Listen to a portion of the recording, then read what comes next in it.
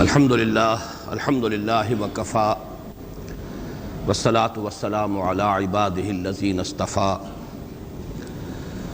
خصوصاً علی افضلہم وخاتم النبیین محمد الامین وعلی آلہ وصحبہ اجمعین اما بعد فاعوذ باللہ من الشیطان الرجیم بسم اللہ الرحمن الرحیم قل هو اللہ احد اللہ الصمد لم یلد ولم یولد ولم یکن لہ کفوا احد صدق اللہ العظیم رب اشرح لی صدری ویسر لی امری واحلل عقدۃ من لسانی یفقہوا قولی اللہم ربنا الہمنا رشدنا واعذنا من شرور انفسنا اللہم ارنا الحق حقا وارزقنا اتباعه وارنا الباطل باطلا وارزقنا اجتنابه اللہم ربنا آنس وحشتنا فی قبورنا وارحمنا بالقرآن العظیم اللہم اجعلہ لنا اماما ونورا وہدا ورحمہ اللہم ذکرنا منہ ما نسینا وعلمنا منہ ما جہلنا وارزقنا تلاوته آناء اللیل واطراف النہار واجعلہ لنا حجتا یا رب العالمین آمین۔ ہمارا آج کا درس بھی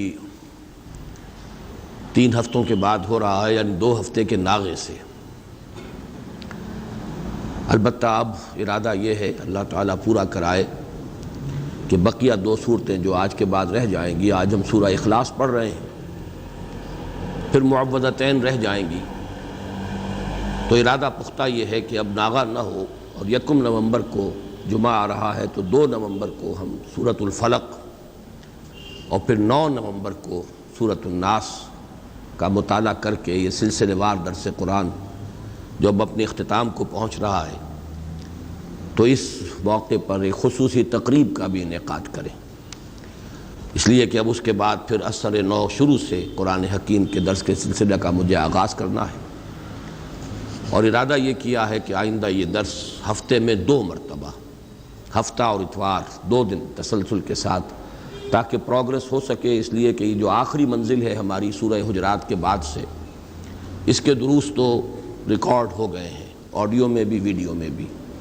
لیکن اس سے پہلے کے دروس شاذ ہی کہیں ہمارے پاس ریکارڈ میں ہیں۔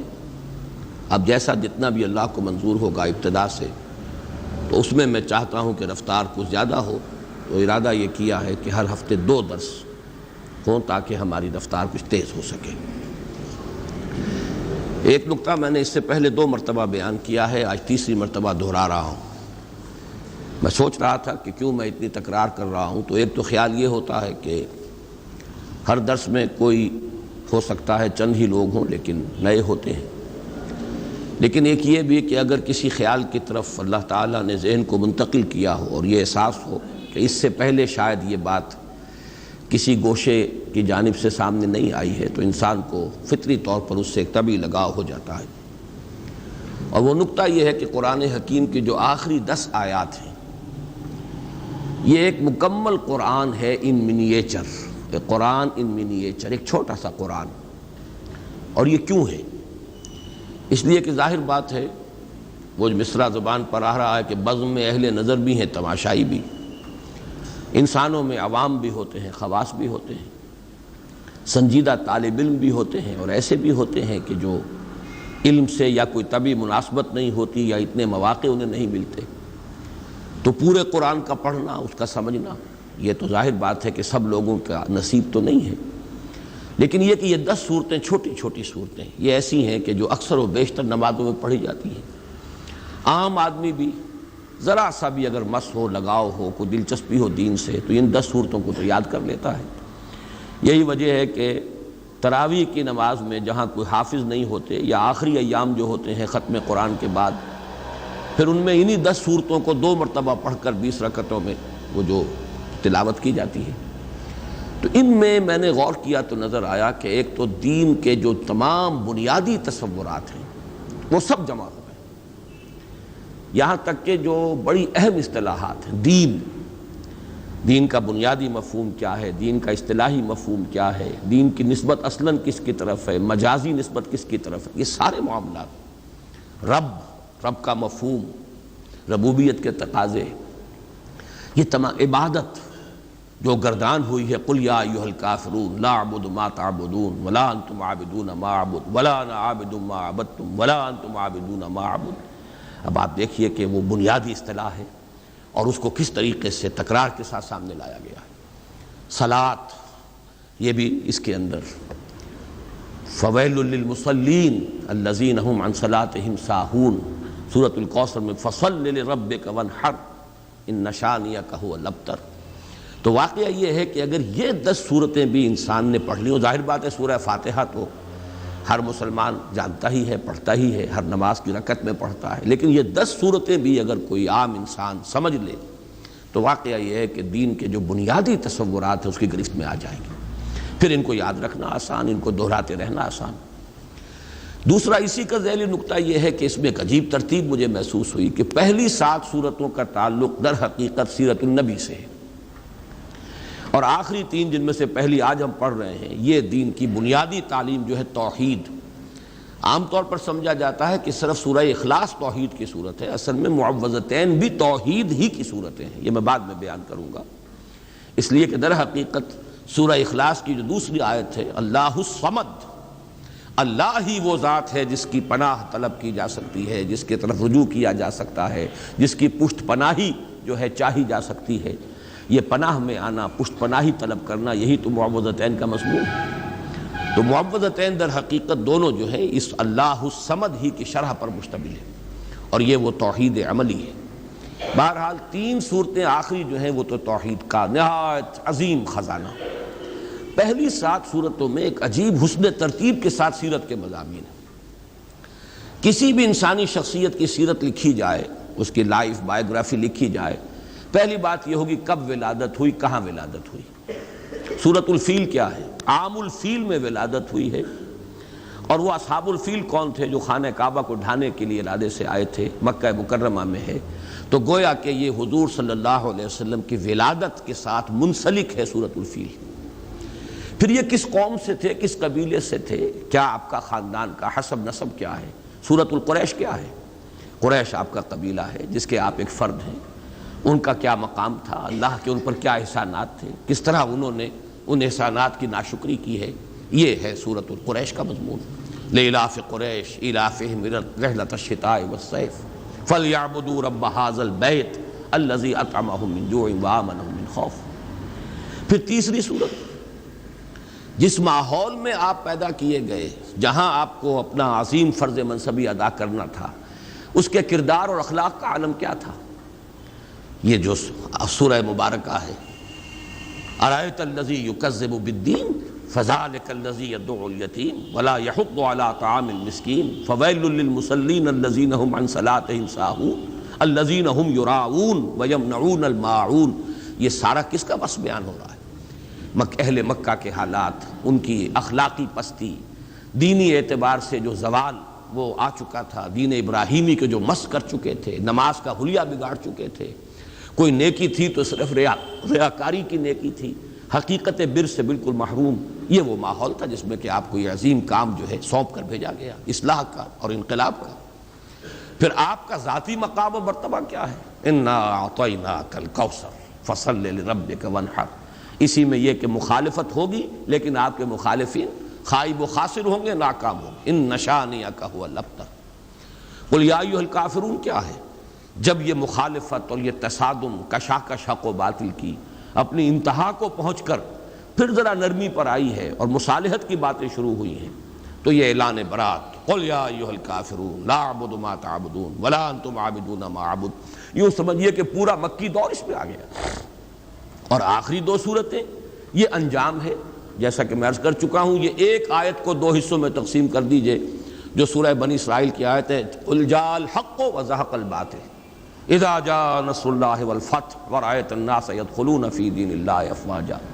اس میں حضور صلی اللہ علیہ وسلم کی حیات طیبہ کے آخری دور کا نقشہ آ گیا، اور یہ کہ جو آپ کے سب سے کٹر دشمن تھے، سب سے زیادہ معاند ابو لہب اور اس کی بیوی، عورتوں میں سر فہرست ام جمیل، اور مردوں میں سب سے زیادہ یوں جس کے لیے میں نے وہ بڑے ثقیل الفاظ بھی آپ کو سنائے تھے، جو کہ یوں سمجھیے کہ نکما ترین انسان جو ہو سکتا ہے، پست ترین اخلاق کا اور سخت ترین مخالف اور قریب ترین عزیز، یہ سارے ترین جمع کیجئے تو وہ ایک شخص بنتا ہے ابو لہب، لیکن اس کے ہاتھ ٹوٹ گئے، وہ برباد ہو گیا، وہ تباہ ہو گیا۔ یہ در حقیقت ان چاروں کو جمع کیا جائے، یہ جو دونوں میں نے آپ کو صورتیں بیان کی ہیں، تو یہ ہے در حقیقت نبی اکرم صلی اللہ علیہ وسلم کے مشن کا وہ آخری وقت کہ آپ کا وہ مشن مکمل ہوا۔ تو یہ 7 صورتیں در حقیقت حضور صلی اللہ علیہ وسلم کی سیرت کے ساتھ متعلق ہے۔ باقی جو علم کے موتی ہیں، معرفت کے اعلیٰ علمی مضامین جو ہیں، وہ ان سے قطع نظر، وہ تو جو بھی ہیں ہمارے ان دروس میں بیان ہو گئے ہیں۔ پھر آخری 3 صورتیں جو ہیں، یہ ہے در حقیقت دین کی اصل تعلیم، لب لباب، دین توحید ہے اسلام۔ توحید 4 آیات میں سورہ اخلاص کے، اور پھر توحید ہی کا ایک عکس ہے۔ اور یہ توحید کیا ہے؟ توحید فی التعوذ، تعوذ پناہ صرف ایک کی طلب کی جائے۔ جیسے آپ کو معلوم ہے کہ توحید ہی کا تقاضا ہے توکل، توحید فی التوکل، بھروسہ سوائے اس کے اور کسی پر نہ ہو، اللہ تتخذوا من دونی وکیلا۔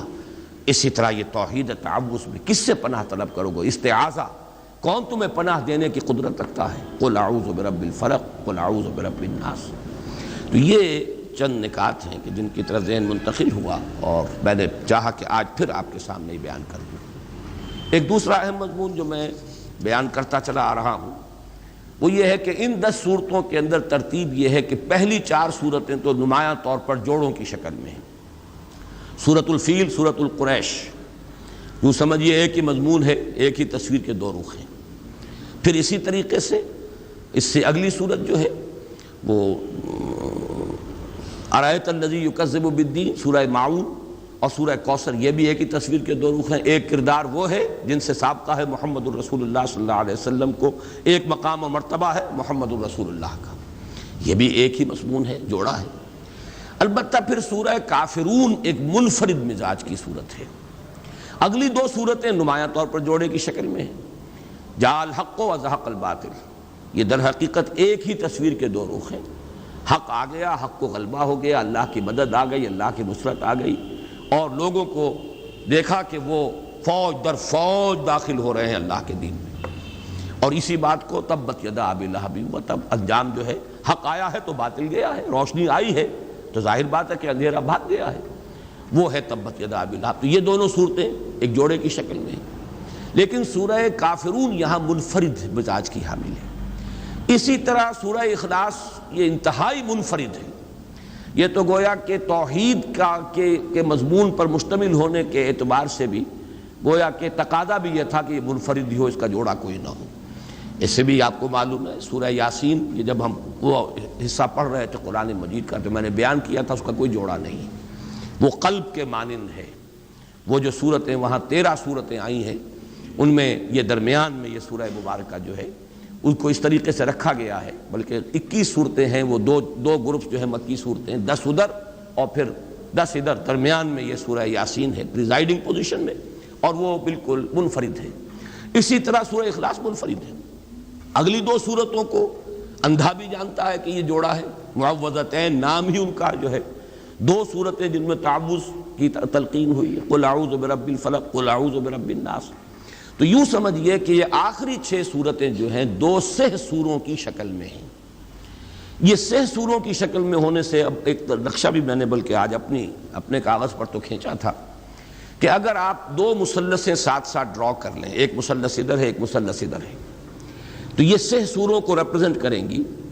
پہلا سہ سورہ ہے کافرون، نصر اور لہب۔ کافرون ہے اوپر پریزائڈنگ پوزیشن میں، اور اس کے ساتھ متعلق ہے جوڑے کی شکل میں سورۃ اللہب اور سورۃ النصر۔ ساتھ ہی دوسری مثلث ہے سورہ اخلاص، یہ ہے پریزائڈنگ پوزیشن میں، اور ان کے ساتھ جوڑا منسلک ہے معوذتین۔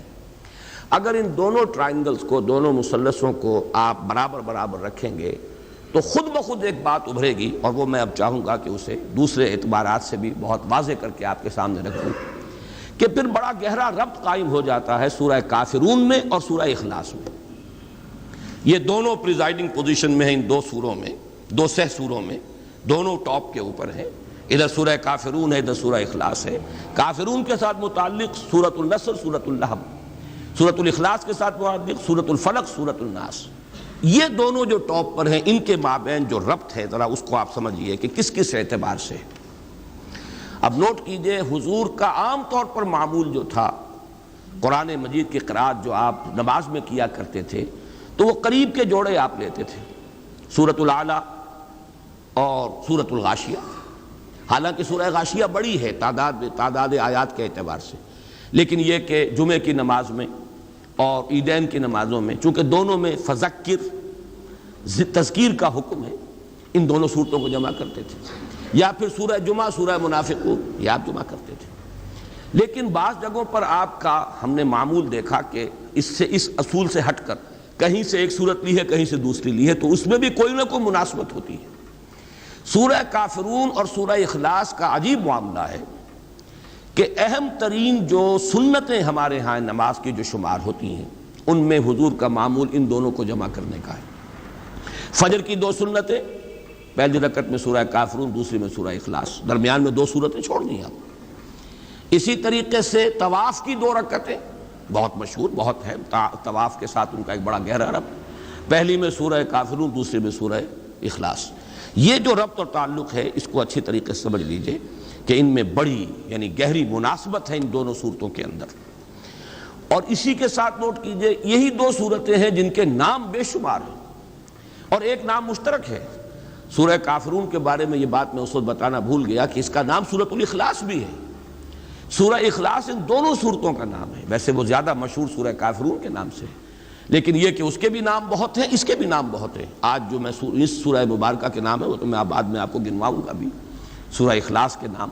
اور یہ عربوں کے اس مزاج کے مطابق ان کا ایک ذوق تھا، جس چیز سے انہیں زیادہ محبت ہوتی تھی، جس چیز کی زیادہ عظمت ہوتی تھی، اس کے نام بہت زیادہ رکھ دیتے تھے، مختلف پہلوؤں سے، مختلف صفات کے اعتبار سے۔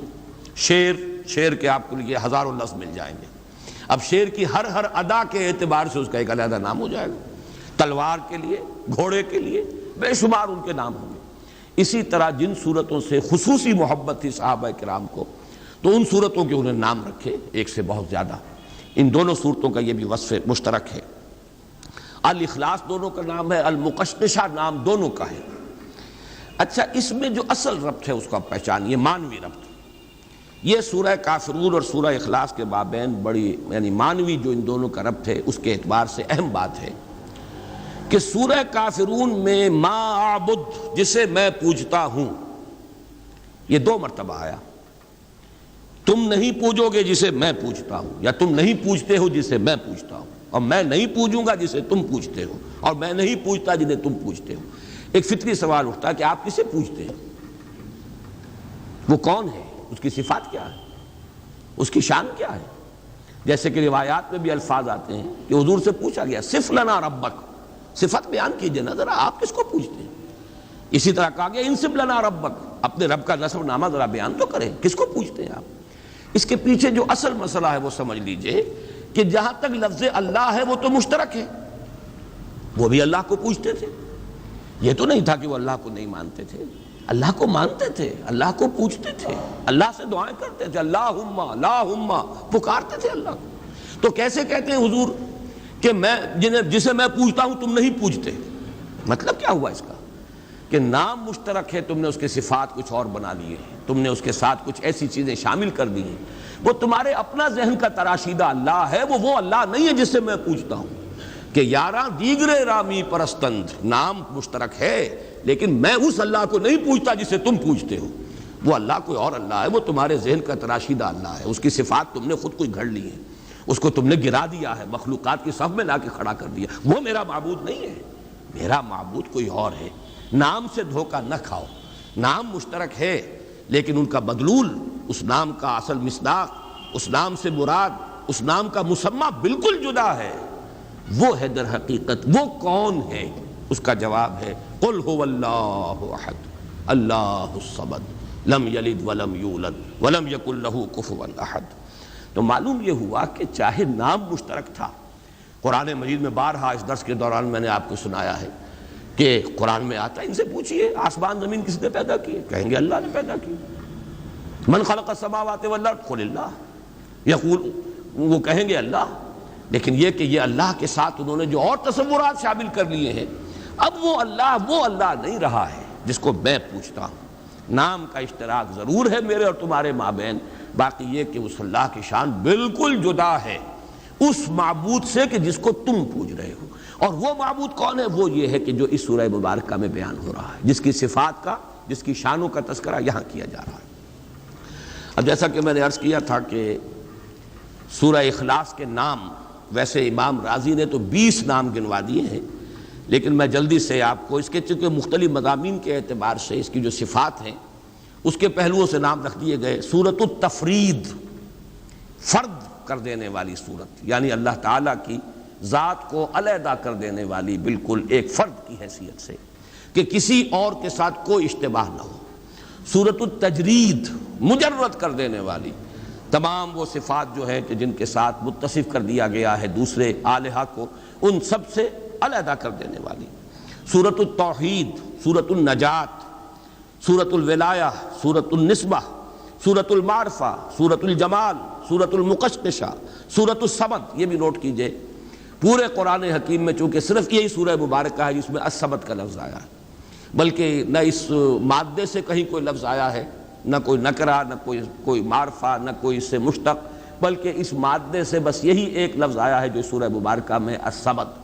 تو سورۃ الصمد، سورۃ الاساس، یہ مختلف نام ہیں، اور جیسا کہ میں عرض کر چکا ہوں یہ ہے اصل میں اس بنیاد پر کہ عربوں کا مزاج تھا۔ یہ در حقیقت ان کے بہت ہی زیادہ یعنی قادر الکلام ہونے کا ایک مظہر ہے، ان کے اندر جو فصاحت و بلاغت کا ایک خاص ذوق تھا کہ اب ایک ہی شخص ہے فرض کیجئے، لیکن اس کے بہت سے اس کی صفات ہوں گی، اس کی شانیں، اس کی ادائیں، تو ہر ادا کے حوالے سے اس کا ایک علیحدہ نام، اس کی اس صفت کے حوالے سے اس کا نام۔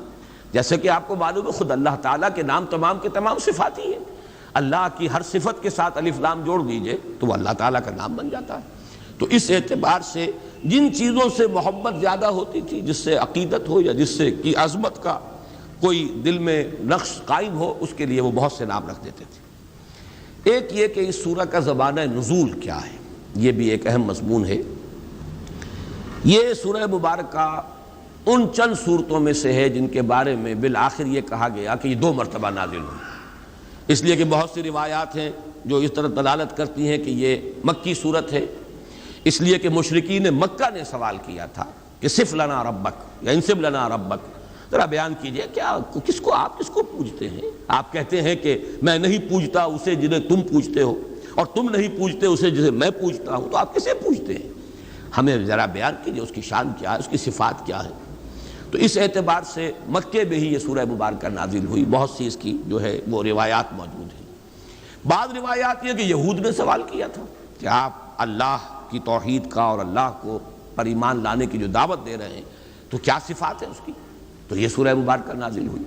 تو یہ مختلف روایات ہیں، اور اس پر میں سمجھتا ہوں کہ حق ادا کر دیا ہے مولانا مودودی مرحوم نے تفہیم القرآن کے، اس کا جو اب ہر سورت کا وہ ایک مقدمہ لکھتے ہیں، تو تمام روایات جمع کر دی ہیں، اور پھر ایک بہت ہی اہم اور بہت فیصلہ کن قول فیصل جو ہے انہوں نے لکھا ہے، بہت جامع، اور اس سے ثابت یہی ہے، اکثر لوگوں کی رائے بھی یہی ہے، لیکن اس کو بیان کرنے کا اسلوب وہاں پر بہت عمدہ ہے مولانا مودودی مرحوم کا، اور وہ یہ کہ یہ ہے مکی، لیکن چونکہ جب بھی حضور سے پوچھا گیا اللہ کے بارے میں تو حضور نے یہی صورت پڑھ دی، تو مغالطہ ہو گیا لوگوں کو، شاید یہ ابھی نازل ہوئی ہے، اور یہ میں پہلے بھی بیان کر چکا ہوں۔ جیسے وہ مشہور واقعہ جو حضرت عمر رضی اللہ تعالیٰ عنہ کا حضور کے انتقال کے بعد جو جذباتی ایک کیفیت ہو گئی تھی، اور آپ نے تلوار کھینچ لی تھی اور فرمایا تھا کہ جو کہے گا کہ محمد کا انتقال ہو گیا اسے قتل کر دوں گا، تو یہ خاص جذباتی کیفیت تھی، ایک جذب کا عالم تھا۔ تو اس وقت حضرت ابو بکر رضی اللہ تعالیٰ عنہ نے جب کھڑے ہو کر خطبہ دیا ہے، من کان یعبد محمدا فإن محمدا قد مات ومن کان یعبد اللہ فإن اللہ حی لا یموت، اور پھر آیت پڑھی وما محمد الا رسول قد خلت من قبلہ الرسل افإن مات او قتل انقلبتم علی اعقابکم۔ تو حضرت عمر اپنا یہ تاثر بیان کرتے ہیں کہ مجھے محسوس ہوا جیسے یہ آیت مبارکہ ابھی نازل ہوئی۔ اب ظاہر بات ہے حضرت عمر کا معاملہ تو اور ہے، وہ تو قرآن کے جاننے والے اور قرآن کے عالم تھے، انہیں معلوم تھا یہ کہ آیت کب نازل ہوئی ہے، لہذا انہوں نے تو الفاظ یہ کہ گویا کہ ابھی نازل ہوئی ہے، یعنی اس وقت کا تاثر اتنا گہرا ہوا اس آیت کے پڑھنے کا، جو حضرت ابوبکر نے جب اس کا حوالہ دیا تو تاثر اتنا گہرا تھا خود حضرت عمر کے دل پر کہ آپ فرماتے ہیں کہ میں نے محسوس کیا کہ گویا یہ آیت ابھی نازل ہوئی۔ لیکن عام لوگوں کا تصور، ظاہر بات ہے کہ ہر شخص کو قرآن کا اتنا جاننے والا نہیں تھا۔ کتنے لوگ تھے کہ جن کے پاس قرآن مجید پورا موجود بھی نہیں تھا، مصحف کہاں تھے؟ یہ مصحف کی شکل میں تو حضرت ابوبکر کے زمانے میں جمع کیا گیا، ورنہ باقاعدہ ما بین الدفتین کتابی شکل میں حضور کے زمانے میں قرآن تھا ہی نہیں۔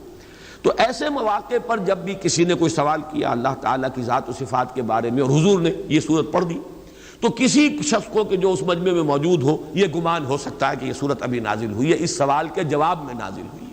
اور اس اعتبار سے یہ رائے بھی بن گئی کہ یہ گویا کہ مدنی صورت ہے، لیکن یہ کہ مضامین کو دیکھیے، اس کا اسلوب دیکھیے، اس کا سٹائل دیکھیے، سب کے سب قطعی ثبوت ہے یہ شے کہ یہ سورہ مبارکہ صرف مکی نہیں، مکی دور کے بھی بالکل ابتدائی زمانے سے متعلق ہے۔ اس کے لیے بھی جو ایک برہان قاطع دی ہے مولانا مودودی نے، وہ بہت ہی کنونسنگ ہے، اس لیے کہ اس میں جو لفظ احد آیا ہے، یہ بعد میں اس کی مزید جو تشریح کروں گا تو وہ بات سامنے آ جائے گی، سوائے اللہ کی ذات کے یہ لفظ صفت کے اعتبار سے کسی اور کے لیے مستعمل نہیں، نہ اس سے پہلے اس کا استعمال تھا، یہ صرف نازل ہوا قرآن مجید میں اللہ کی ذات کے لیے صفت کے طور پر۔ اس اعتبار سے غور کیجئے تو جب حضرت بلال کے واقعات آتے ہیں رضی اللہ تعالیٰ عنہ، جب امیہ ابن خلف جو ان کا آقا تھا، جب انہیں سخت سزائیں دیتا تھا اور جب تپتی ہوئی زمین پر لٹا کر اور ایک بھاری پتھر سینے پر بھی رکھ دیتا تھا اور اوپر سے آگ برسا رہا ہوتا تھا مکے کا سورج، اس وقت بھی ان کی زبان سے لفظ نکلتا تھا احد احد احد احد احد احد، وہ کسی درجے میں بھی کمپرومائز کرنے کے لیے تیار نہیں۔ تو یہ احد اس وقت جو ان کی زبان سے نکل رہا ہے، یہ قطعی ثبوت ہے اس کا کہ یہ سورہ مبارکہ اس وقت نازل ہو چکی تھی، اور اسی کے حوالے سے قل هو اللہ احد اللہ الصمد، تو یہ احد کا لفظ جو ہے یہ تو بڑی قطعی میں سمجھتا ہوں کہ دلیل ہے اس بات کی کہ حضرت بلال، یہ سن 4 یا 5 کا واقعہ، یہ تعذیب المسلمین کا آغاز سن 4 میں ہوا ہے، سن 5 میں وہ اپنے عروج کو پہنچ گیا، پرسیکیوشن مسلمانوں کی، اور ان میں ظاہر بات ہے کہ سب سے زیادہ جو بھی اس کا نشانہ بنے اس تشدد کا، وہ غلاموں کے طبقے سے جو لوگ ایمان لائے تھے، تو یہ وہ دور ہے۔ تو اس سے یہ ثبوت اس کا بالکل واضح طور پر مل گیا کہ یہ مکی صورت ہے، البتہ چونکہ اس کا بہت سے مواقع پر حوالہ آیا ہوگا بالکل فطری طور پر کہ جب بھی اللہ کی ذات و صفات کا معاملہ زیر بحث آیا، یقیناً حضور نے یہی سورہ مبارکہ پڑھ دی، اور یہی سب سے مختصر صورت بھی ہے اور بہت جامع بھی ہے۔ اس اعتبار سے کچھ حضرات کو اگر یہ مغالطہ ہو گیا ہو کہ یہ مدینے میں نازل ہوئی ہے تو وہ بات قرین قیاس سے سمجھ میں آتی ہے۔ ایک اور موضوع میں چاہتا ہوں وہ بھی آپ کے سامنے واضح ہو جائے، پہلے بھی میں نے کہا لفظ استعمال کیے، جس چیز سے عربوں کو خاص محبت ہو جاتی تھی اس کے نام بہت سے رکھتے تھے، اس سورہ مبارکہ سے صحابہ کرام کو جس درجے شغف تھا، جتنی محبت تھی، اس کے ضمن میں کچھ واقعات بیان ہوئے۔ ایک روایت کے جو بخاری اور مسلم دونوں میں ہے اور اس کی راویہ ہیں حضرت عائشہ صدیقہ رضی اللہ تعالی عنہا، اس میں واقعہ بیان ہوا ہے کہ حضور نے کوئی دستہ بھیجا کسی مہم پر، اور ایک اس کے سردار ظاہر بات ہے امیر تھے، امیر الجیش، اب جہاں بھی نماز پڑھی جاتی تھی تو وہی امیر امام بھی ہوتے تھے، تو وہ ہر رکعت میں چاہے اور قرآن مجید کا کوئی حصہ پڑھے لیکن آخر میں قل هو اللہ احد ضرور پڑھتے تھے۔ کچھ لوگوں نے منع کیا یہ آپ کیوں کرتے ہیں، یا تو پھر قل هو اللہ احد ہی پڑھیے، یا یہ کہ جب آپ نے کچھ اور آیتیں پڑھ لی ہیں تو جو تقاضا ہے نماز کی ہر رکعت میں قرآن مجید کے پڑھنے کا وہ پورا ہو گیا، تو ہر رکعت میں آپ کیوں یہ سورہ اخلاص بھی تلاوت کرتے ہیں؟ تو انہوں نے کہا بھائی مجھے اس سے بڑی محبت ہے اور میں نہیں پڑھ سکتا قرآن مجید کی، یعنی نماز کی کوئی رکعت میرے لیے ممکن نہیں ہے کہ اس صورت کے بغیر۔ پھر واپس آ گئے تو حضور سے شکایت کی گئی کہ یہ کرتے تھے وہ، یعنی شکایت کی گئی یا بتایا گیا تاکہ حضور کی رائے معلوم ہو کہ آیا وہ صحیح کرتے تھے یا غلط کرتے تھے۔ تو حضور نے پوچھا کہ ان سے تم نے یہ بھی سوال کیا کہ ایسا کیوں کرتے ہیں؟ تو انہوں نے جواب دیا جی ہاں ہم نے پوچھا تھا، وہ کہتے ہیں مجھے اس سے بہت محبت ہے اس سورہ مبارکہ سے۔ تو حضور نے فرمایا یہ الفاظ نوٹ کر لیجئے، اخبروہ ان اللہ تعالی یحبہ، اسے خبر دے دو، خوشخبری دے دو کہ اگر اسے اس صورت سے محبت ہے تو اللہ اس سے محبت کرتا ہے۔ یہ اس سورہ مبارکہ کی شان ہے۔ جیسے میں نے وہ سورۃ العصر والا جو کتاب چاہے اس میں وہ روایت نقل کی ہے کہ حضور کے صحابہ کا یہ معمول تھا، کان الرجلان من اصحاب النبی صلی اللہ علیہ وسلم اذا التقیا لم يتفرقا حتى يقرأ احدهما على الاخر سورۃ العصر۔ جب کوئی دو صحابی آپس میں ملاقات فرماتے تھے تو ایک دوسرے سے جدا نہیں ہوتے تھے جب تک سورۃ العصر نہ پڑھ لیں۔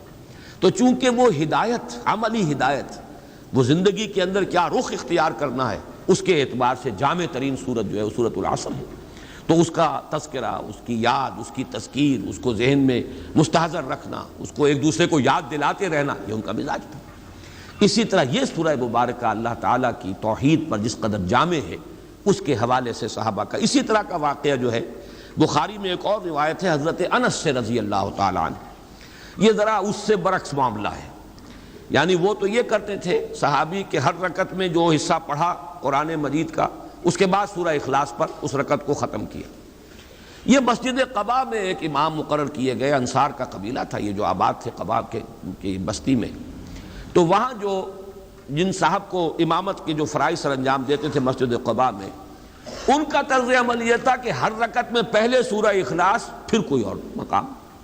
یہ گویا کہ بات تو وہی ہوئی، لیکن یہ ان سے بھی آگے تھے اس معاملے میں کہ ہر رکعت میں پہلے سورہ اخلاص اور اس کے بعد کوئی اور آیات۔ ان سے بھی یہی معاملہ ہوا، ان سے بھی کہا گیا آپ ایسا کیوں کرتے ہیں، اور پھر یہ کہ ان کی بھی بات پہنچائی گئی حضور تک۔ حضور نے بلایا، کیوں کرتے ہو ایسا؟ ان کا حضور مجھے اس صورت سے بہت محبت ہے۔ آپ نے فرمایا حبک ایہا ادخلک الجنہ، تیری جو محبت اس صورت سے ہے وہ تجھے جنت میں پہنچا دے گی، بلکہ الفاظ تو یہ اس نے تجھے جنت میں داخل کر دیا، ادخلک الجنہ، داخل کر دیا اس نے تجھے جنت میں، اس محبت نے کہ جو تجھے اس سورہ مبارکہ سے۔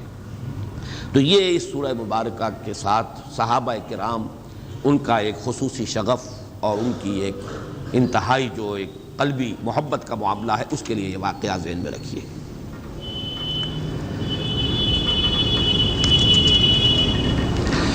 اس صورت کے بارے میں ویسے تعجب کے ساتھ بیان کر رہا ہوں کہ مولانا اصلاحی صاحب نے ایک جملہ لکھا ہے، بعض لوگ اسے ثلث قرآن کے مساوی قرار دیتے ہیں، حالانکہ صحیح ترین روایات میں یہ خود حضور کا قول ہے۔ یعنی مجھے حیرانگی اس پر ہے کہ اتنی صحیح، اچھا قول قبول بھی کر رہے ہیں، اس کی توجیہ بھی بیان کر رہے ہیں۔ یہ ثلث قرآن کیوں ہے؟ اس لیے ہے کہ اگر دین کا آپ تجزیہ کریں گے، دین کی جڑ و بنیاد ایمان ہے، ایمان کے 3 اجزاء ہیں، توحید، معاد اور رسالت۔ یہ 3 بنیادی آرٹیکلز آف فیتھ جنہیں آپ کہیں گے، ان کا نام مجموعی ایمان ہے۔ ایمان جڑ ہے، دین کی بنیاد ہے۔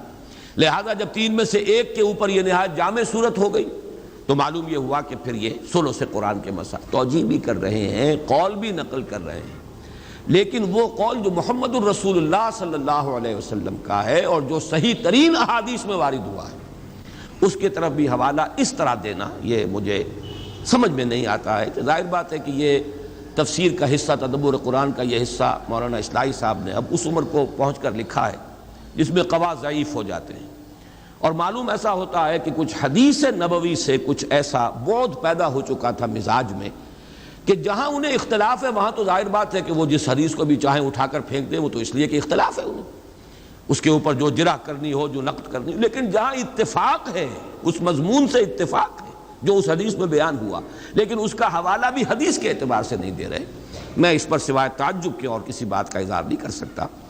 اس کو ثلث قرآن قرار دیا خود محمد الرسول اللہ صلی اللہ علیہ وسلم۔ یہ روایت مسلم، صحیح مسلم میں ہے حضرت ابو الدرداء رضی اللہ تعالی عنہ سے، اور صحیح بخاری میں ہے حضرت ابو سعید الخدری رضی اللہ تعالی عنہ سے، اور حضرت ابن عباس اور حضرت انس سے بھی مروی ہے۔ مختلف روایات دوسری اور جو صحائف 6 کی کتابیں ہیں، بقیہ جو ہیں 4 کتابیں، ان میں روایات ہیں بہت سے صحابہ سے، اور اس میں یہ ہے کہ حضور نے فرمایا کہ کیا تم میں سے کسی شخص کے لیے یہ ممکن نہیں ہے کہ ہر رات 1/3 قرآن پڑھ لیا کرے؟ تو صحابہ نے عرض کیا حضور کس کے لیے یہ ممکن ہے؟ ظاہر بات ہے مشقت ہے، دن کی محنت ہے، وہاں کوئی اس طرح کے مرفہ الحال لوگ تو شاذ ہی کوئی ہوں گے، بڑی محنت اور مشقت کے ساتھ اپنے معاش کا معاملہ چلتا تھا۔ ثلث قرآن، 1/3 قرآن، 10 پارے قرآن ہر رات کو پڑھنا کس کے لیے ممکن ہے؟ تو آپ نے فرمایا سورہ اخلاص پڑھ لیا کرو، وہ ثلث قرآن کے مساوی ہے۔ اب یہ جو یعنی حدیث ہے جو اس سورہ مبارکہ کی عظمت اور اس کی فضیلت کو بیان کر رہی ہے، یہ حدیث جیسا کہ میں نے آپ کو بتایا مسلم شریف میں ہے، حضرت ابو الدرداء سے، بخاری شریف میں ہے، حضرت ابو سعید خدری سے، اور بقیہ کتابوں میں بھی ہے بہت سے صحابہ سے۔ اور اس کی وجہ کیا ہے؟ وجہ یہ ہے کہ یہ توحید کے موضوع پر جامع ترین صورت ہے۔ یہ میں اصل میں مضمون ذرا آج کے درس کے اختتام پر چاہتا ہوں لانا۔ ویسے یہاں صرف اشارہ کر دوں کہ آج سے کوئی 15 یا 17 سال قبل میں نے ایک تقریر ریڈیو پر کی تھی آیت الکرسی پر، وہ چھپی ہوئی بھی ہے۔ اس میں نے ایک بات کہی تھی جس کی میں اس وقت اصلاح کرنا چاہتا ہوں کہ اس میں مجھ سے ایک غلطی ہوئی بیان کرنے میں۔ وہ غلطی یہ ہوئی کہ میں نے یہ قرار دیا، وہاں تقابل کیا کہ آیت الکرسی توحید فی الصفات پر جامع ترین آیت ہے، اور حضور کے چونکہ الفاظ ہیں کہ قرآن مجید کی آیات کی سردار آیت الکرسی ہے، تمام آیات قرآنیہ میں سب سے زیادہ افضل اور سردار تمام آیات کی آیت الکرسی ہے۔ کیوں ہے؟ توحید پر ہے، لیکن توحید اس میں اس وقت مجھے یہ محسوس ہوا کہ زیادہ اس میں توحید صفات کا بیان ہے۔ اور وہاں میں نے یہ جملہ لکھا ہے کہ جب کہ سورہ اخلاص یہ تمام سورتوں کی یہ سردار ہے، آیت الکرسی تمام آیتوں کی سردار ہے، اور سورۃ الاخلاص یہ تمام سورتوں کی سردار ہے، اور یہ توحید فی الذات پر نہایت جامع ہے۔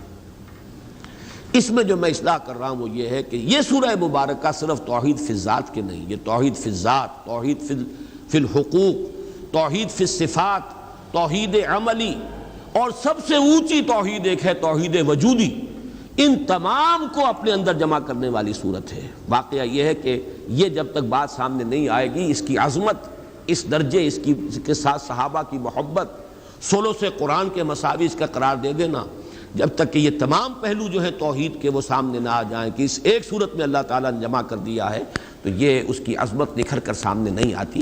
اور یہ قول مبارک نبی اکرم صلی اللہ علیہ وسلم کا کہ یہ ثلث قرآن کے مساوی ہے، اس کی صحیح توجیہ جو ہے، ویسے یہ کہ مستند ہے ان کا فرمایا ہوا، حضور نے جو بات کہی سر آنکھوں پر، لیکن یہ کہ اس بات پر ایک انشراح ہو، علی وجہ البصیرت ایک انسان پہچانے کہ ہاں یہی بات ہے اور یہ اس بنیاد پر ہے، تو یہ بات نہیں حاصل ہو سکتی جب تک کہ یہ بات سامنے نہ آ جائے کہ یہ چاروں قسم کی توحیدیں، توحید وجودی، توحید عملی، توحید ذاتی، توحید صفاتی، ایک ایک آیت میں ایک ایک توحید کو نہایت ہی مختصر بلکہ گنتی کے الفاظ کے اندر جمع کر لیا گیا ہے۔ اب آئیے ہم اس سورہ مبارکہ کا لفظ بلفظ مطالعہ شروع کرتے ہیں۔ قل هو اللہ احد، کہہ دو وہ اللہ ایک ہے یا یکتا ہے یا اکیلا ہے یا بے ہمہ ہے، سب سے الگ ہے۔ یہ میں نے چند جملے جو ہیں علیحدہ علیحدہ بیان کیے ہیں، احد کی تعبیر میں جو مختلف اسلوب اختیار کیے گئے ہیں میں نے ان سب کو آپ کے سامنے پیش کر دیا۔ پہلے تو اس جملے کی ترکیب کے بارے میں رائے سمجھ لیجئے۔ ایک رائے یہ ہے کہ قل، اس کے بعد ہوا جو ہے یہ ضمیر شان ہے، یہ ترکیب کے اندر شمار میں نہیں آئے گی۔ مبتدا ہے اللہ، احد خبر ہے، اللہ مبتدا، احد خبر، جملہ خبریہ بن گیا، جملہ اسمیہ خبریہ۔ اور یہ ہوا جو ہے یہ صرف اضافی طور پر ضمیر شان کی حیثیت سے آئی۔ ایک رائے یہ کہ نہیں، ہوا مبتدا ہے، اللہ اس کی خبر اول ہے، وہ اللہ ہے، اکیلا ہے، گویا کہ دو خبریں ہیں، خبر اول اللہ اور خبر دوم احد، یا خبر اللہ اور اس کا بدل احد۔ یہ دو انداز ہیں ترکیب کے کہ جو اس ایک جملے کے کیے گئے ہیں، اور اس کے اندر دونوں کے اندر پورے دلائل موجود ہیں، اور مفہوم اور مدلول کے اعتبار سے ان میں کوئی خاص فرق واقع نہیں ہوتا۔ جیسا کہ میں بیان کر چکا ہوں، اس کی تقریب کیا ہوئی؟ میرے نزدیک اس کی صحیح ترین تقریب جڑتی ہے سورہ کافرون سے، اور خاص طور پر حضور کے اس فرمانے سے، میں نہیں پوچھتا جسے تم پوچھتے ہو۔ تو پھر کسے پوچھتے ہیں آپ؟ من ہوا، کس کو آپ پوچھتے ہیں؟ اگر اللہ ہم بھی پوچھتے ہیں، لیکن یہ کہ وہ اللہ کوئی اور اللہ ہے جسے میں پوچھتا ہوں، جسے تم پوچھتے ہو وہ اللہ، تمہارا نام تم نے جو رکھ لیا ہے، یہ تمہارے اپنے ذہن کا تراشیدہ کوئی خدا ہے، اللہ ہے۔ می تراشد فکر ما ہر دم خدا وندے جگر، رست از یک بند تا افتاد در بندے دیگر، اس اللہ کو میں نہیں پوچھتا، میں جسے پوچھتا ہوں وہ اللہ ہے جو اکیلا ہے۔ اس کے ساتھ ہی اب میں چاہتا ہوں کہ چونکہ اب ہم اختتام پر پہنچ رہے ہیں اور غالباً اب اگلی دو صورتوں میں لفظ اللہ نہیں آ رہا، اعوذ برب الفلق، اعوذ برب الناس، ملک الناس، الہ الناس، الہ کا لفظ تو آئے گا، اب اللہ کا لفظ نہیں آئے گا۔ یہ آخری آیت ہے قرآن مجید کی جس میں اللہ کا یہ اسم مبارک آ رہا ہے۔ اس کے بارے میں چند باتیں جو ہے وہ نوٹ کر لیجئے۔ اللہ، دو رائے ہیں اس کے بارے میں۔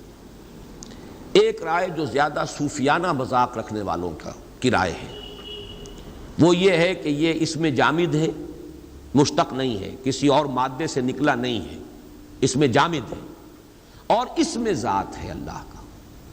اسم ذات لاہور شہر کا نام ہے، بس اب اس کو کہاں سے نکلا، کیا نکلا کہیں سے نہیں ہے، تو ایک علامت کے طور پر ہے، اس کو اسم جامد کہتے ہیں۔ مشتق وہ ہے جو کسی مادے سے نکلا ہو، فعل سے فاعل اور مفعول اور فعال یہ سب کے سب بنتے چلے گئے، استفعال یہ سب کے سب اس سے مشتق ہے۔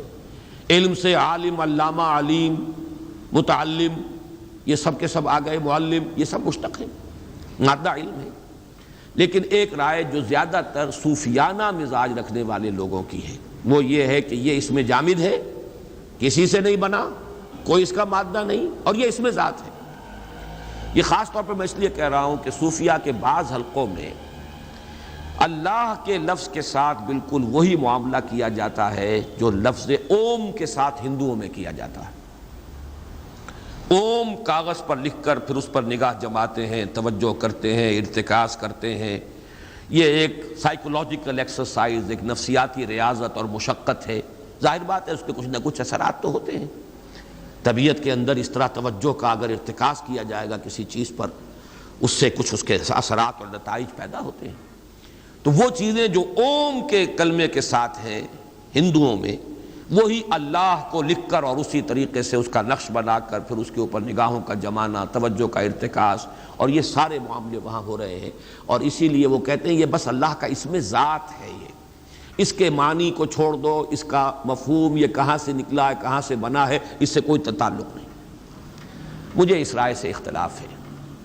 مولانا اصلاحی صاحب نے بھی، آج میں نے دیکھا پھر جب انہوں نے تفسیر تدبر قرآن شروع کی تو انہوں نے آیت بسم اللہ میں لفظ اللہ پر بحث کی، اگرچہ بہت مختصر بحث کی ہے، اس کا حق ادا نہیں کیا جیسا کہ کیا جانا چاہیے تھا، لیکن یہ رائے ظاہر کی ہے کہ یہ مشتق ہے، الہ پر الف لام داخل کر کے اللہ بنا ہے، مادہ اس کا الف لام ہے۔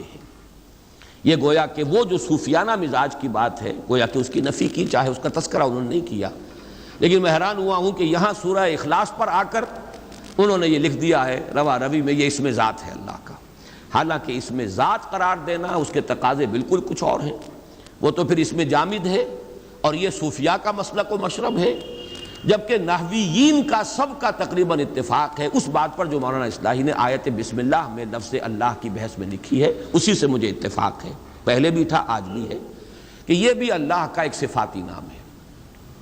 جیسے قادر یہ ایک اس میں نکرہ، القادر الف لام لگ گیا، معرفہ ہو گیا، یہ اللہ کا نام ہو گیا۔ علیم صفت العلیم، الخبیر یہ اللہ کے نام بن گئے۔ الہ یہ ایک اس میں نکرہ ہے، اور الالہ میں اصل میں یہ ہوا ہے کہ دو نام جڑ گئے، اب بیچ میں سے ایک جو حمزہ ہے وہ نکال دیا گیا، الہ والا اللہ یہ اصل میں الالہ ہے، معبود برحق، معبود حقیقی، الہ حقیقی، اور بہت سے الہ گھڑ لیے گئے، لیکن الہ واقعی، الہ حقیقی وہ در حقیقت دی الہ جس کو کہا جائے گا وہ اللہ ہے۔ اس معنی میں اس دوسری رائے ہی کے ساتھ میرا اتفاق ہے۔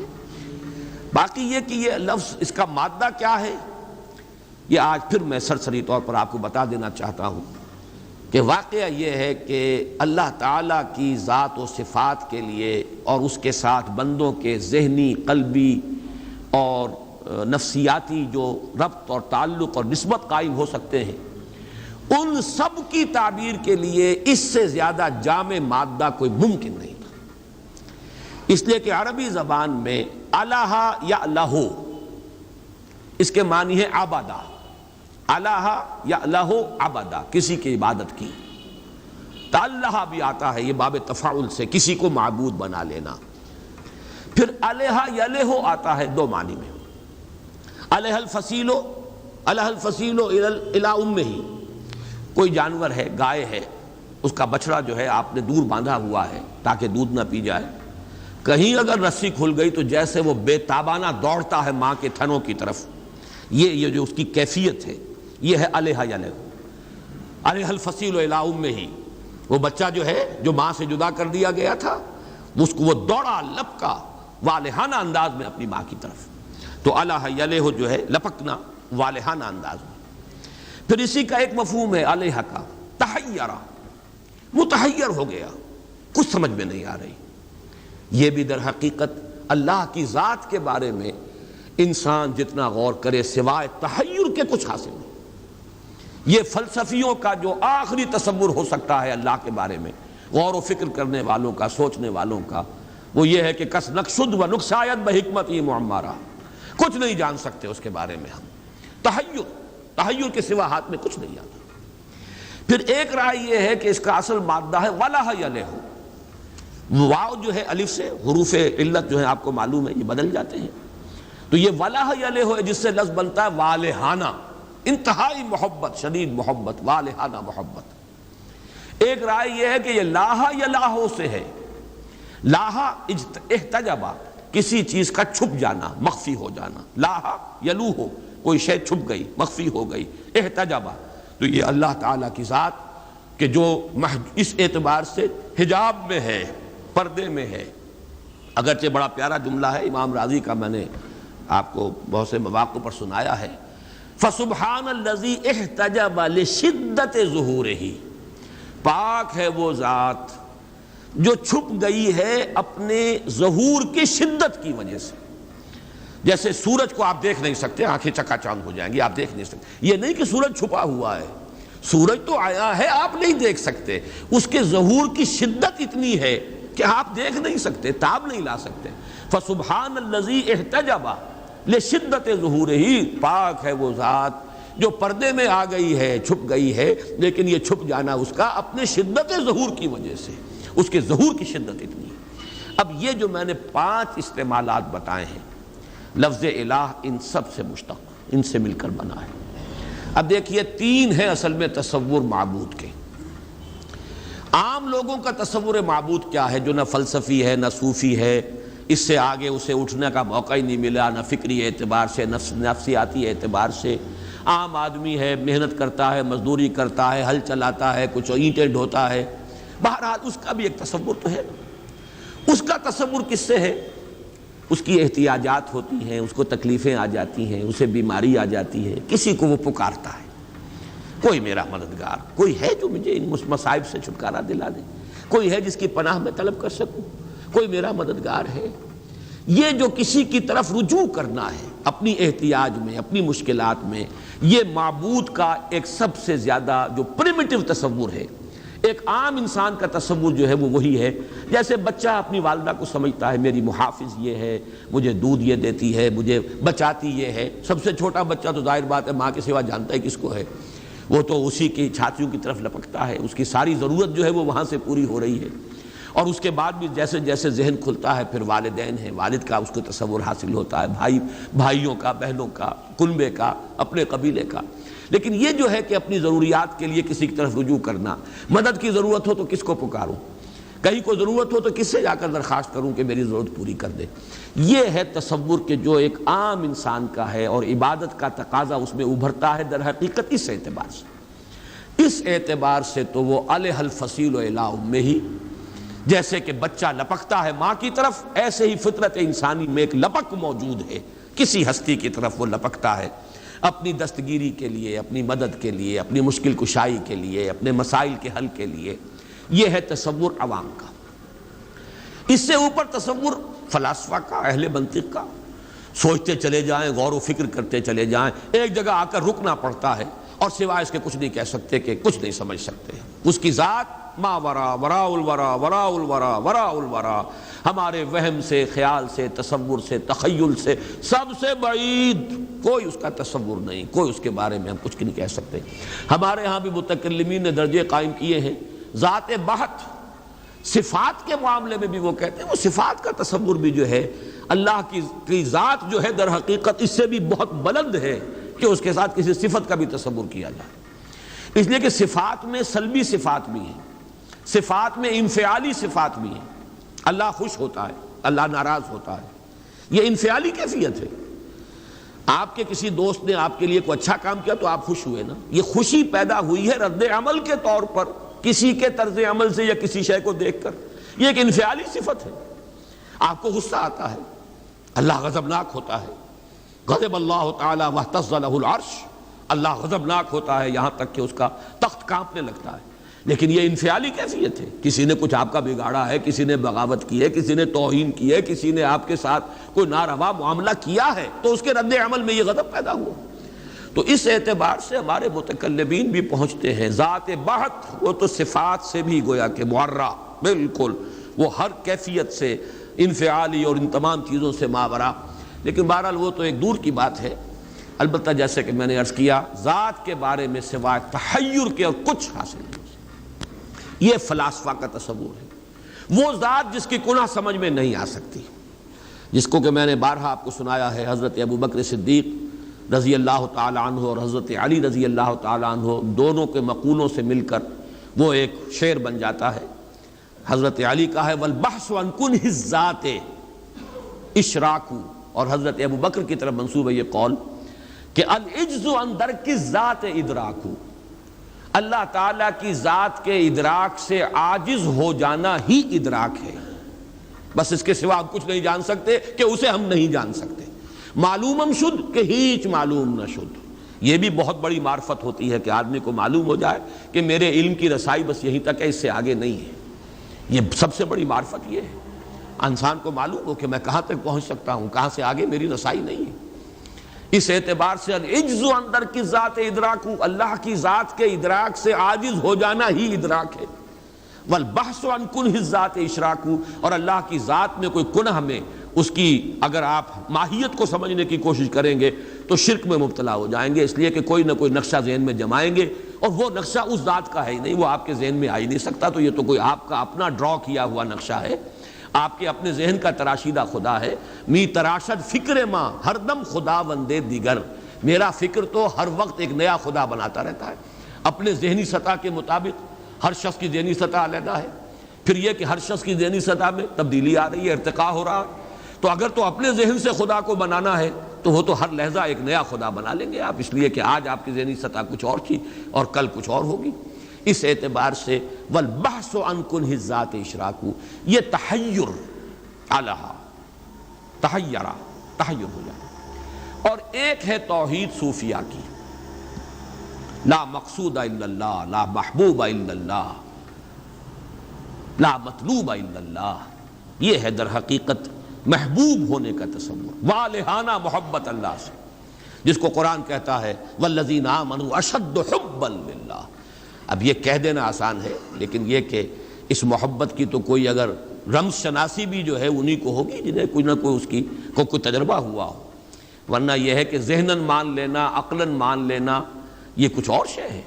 اور واقعتاً انسان کے جذباتی ارتکاز ہو جائے، محبت کا ارتکاز اللہ کی ذات پر، تو یہ والذین آمنوا اشد حبا للہ، تو والہانہ، ان تمام کو جمع کیجئے تو لفظ الہ بنتا ہے۔ اور انسان، یہ میں نے ڈاکٹر رفیع الدین کے حوالے سے اس فلسفے کو بارہا بیان کیا، آج صرف حوالہ دے رہا ہوں کہ چونکہ فطرت انسانی میں یہ طلب ہے، لہذا اگر کوئی انسان اللہ کی ذات تک نہیں پہنچ پاتا، معرفت کا قصور رہ گیا، کمی رہ گئی، تو کسی نہ کسی کو اللہ بنائے گا اور اس کو پوجے گا، یہ اس کی مجبوری ہے۔ جیسے آپ کا پیٹ کھانے کو مانگتا ہے، اعلیٰ غذا مل جائے تو کیا کہنے، نہیں ملے گے تو سوکھی روٹی بھی کھائیں گے آپ، یہاں تک کہ ہو سکتا ہے کہ آپ کوئی لاش پڑی ہوئی ہو مردار، اس کے اندر بھی منہ مارے، بھوک کی شدت۔ شریعت اگر اجازت دیتی ہے فَمَنِ اسْتُرَّ غَيْرَ بَاغٍ وَلَا عَادٍ فَلَا إِثْمَ عَلَيْهِ، اور بار بار یہ آ رہا ہے تو آخر کوئی حقیقت ہے کہ مردار کو بھی کھاتا ہے انسان۔ اور یہ آپ نے کہانیاں پڑھی ہوں گی، کوئی جہاز میں سے گر گیا، کوئی کہیں اور ہو گیا، اور اتنے عرصے وہ رہا کہیں ویرانوں میں، کیا کیا چیزیں اس نے کھائیں جس پر کہ اس نے پھر گزارا کیا ہے، تو وہ ساری چیزیں سامنے آ جائیں گی۔ اس لیے کہ طلب ہے، اس طلب کو پورا کرنا ہے۔ اچھی شے ملے گی تو کیا کہنے، نہیں ملے گی تو کوئی گھٹیا شے جو ہے وہ طلب تو پوری کرنی ہو۔ اسی طرح کسی کو پوجنا، کسی سے محبت کرنا، کسی کو اپنا مطلوب بنانا، کسی کو آدرش بنانا، کسی کو آئیڈیل بنانا، کسی کو نسب العین بنانا، یہ فطرت انسانی کا تقاضا ہے۔ اگر خدا کو نہیں بناؤ گے کسی اور شے کو بناؤ گے، خدا کو نہیں بناؤ گے اولاد کو بناؤ گے، خدا کو نہیں بناؤ گے پیسے کو بناؤ گے، خدا کو نہیں بناؤ گے شہرت کو بناؤ گے۔ اللہ مطلوب و مقصود نہیں بنے گا تو دنیاوی وجاہت بن جائے گی، نام ہو جائے میرا، دولت ہو جائے میرے پاس، کوئی نہ کوئی شے۔ وطن کو بنا لو گے، وطن پر نثار ہوگے، وطن پر جانے نچھاور کرو گے، وطن کے لیے جیو گے، وطن کے لیے مرو گے۔ قومیت کو بنا لو گے، قومیت کے لیے گندا سا گندا کام بھی کر جاؤ گے اور اعلیٰ سے اعلیٰ قربانی بھی دے جاؤ گے۔ قومیتوں کے لیے کیا نہیں ہوتا، قومیت ہو، وطنیت ہو، کوئی آئیڈیل ہو، کسی نہ کسی شے کو ہر باشعور انسان وہ اپنا مطلوب و مقصود بناتا ہے لا محالہ۔ بس مبارک ہے وہ، کامیاب ہے وہ جن کا ذہن، جن کی معرفت ذات باری تعالیٰ تک پہنچ جائے۔ وہی محبوب، وہی مطلوب، لا مطلوب الا اللہ، لا مقصود الا اللہ، لا محبوب الا اللہ۔ یہ ہے در حقیقت تیسرا تصور، یہ بلند ترین تصور ہے۔ ذہن میں رکھیے، عامیانہ تصور معبود کا بحیثیت مشکل کشا، بحیثیت رازق، بحیثیت دستگیر، بحیثیت مددگار، یہ ہے معبود کا ایک تصور۔ یہ ہے عام آدمی کا تصور۔ وہ عام آدمی اس سطح تک بھی اگر توحید پر آ گیا، اس کے سوا کوئی مشکل کشا نہیں، اس کے سوا کوئی حاجت روا نہیں، اس کے سوا کوئی روزی رساں نہیں، اس کے سوا کوئی مددگار نہیں، اس کے سوا کوئی نہیں کہ جو آپ کو تکلیف سے نجات دے سکے، توحید مکمل ہو گئی اس کی ذہنی سطح یہی ہے، اس سے آگے کا وہ مکلف نہیں ہے۔ سوچنے سمجھنے والے فلاسفہ، غور و فکر کرنے والے، وہ پھر یہ کہ وہ ذات جس کو نہیں سمجھ سکتے، بس ہے، جس پہ این بردان کہ ہست ہے ضرور، کیا کیسا ہے، کون ہے، یہ ہم نہیں جانتے۔ دور بینان بارگاہ الست جو زدی پہ نبردان کہ ہست ہے ضرور، کوئی نہ کوئی ہے۔ یہ جس کو کہ میں نے اقبال کے حوالے سے آپ کو بتایا کہ اقبال کہتے ہیں کہ کائنات کانسیپٹ ہے، گاڈ از پرسیپٹ۔ جیسے میں نے اس کو چھوا اور مجھے معلوم ہوا کہ ایک سخت سطح ہے یہاں پر ہے، یہ پرسیپشن ہے میری، کنسیپشن کچھ اور ہے، تصور ذہن کے اندر نقشہ بن گیا۔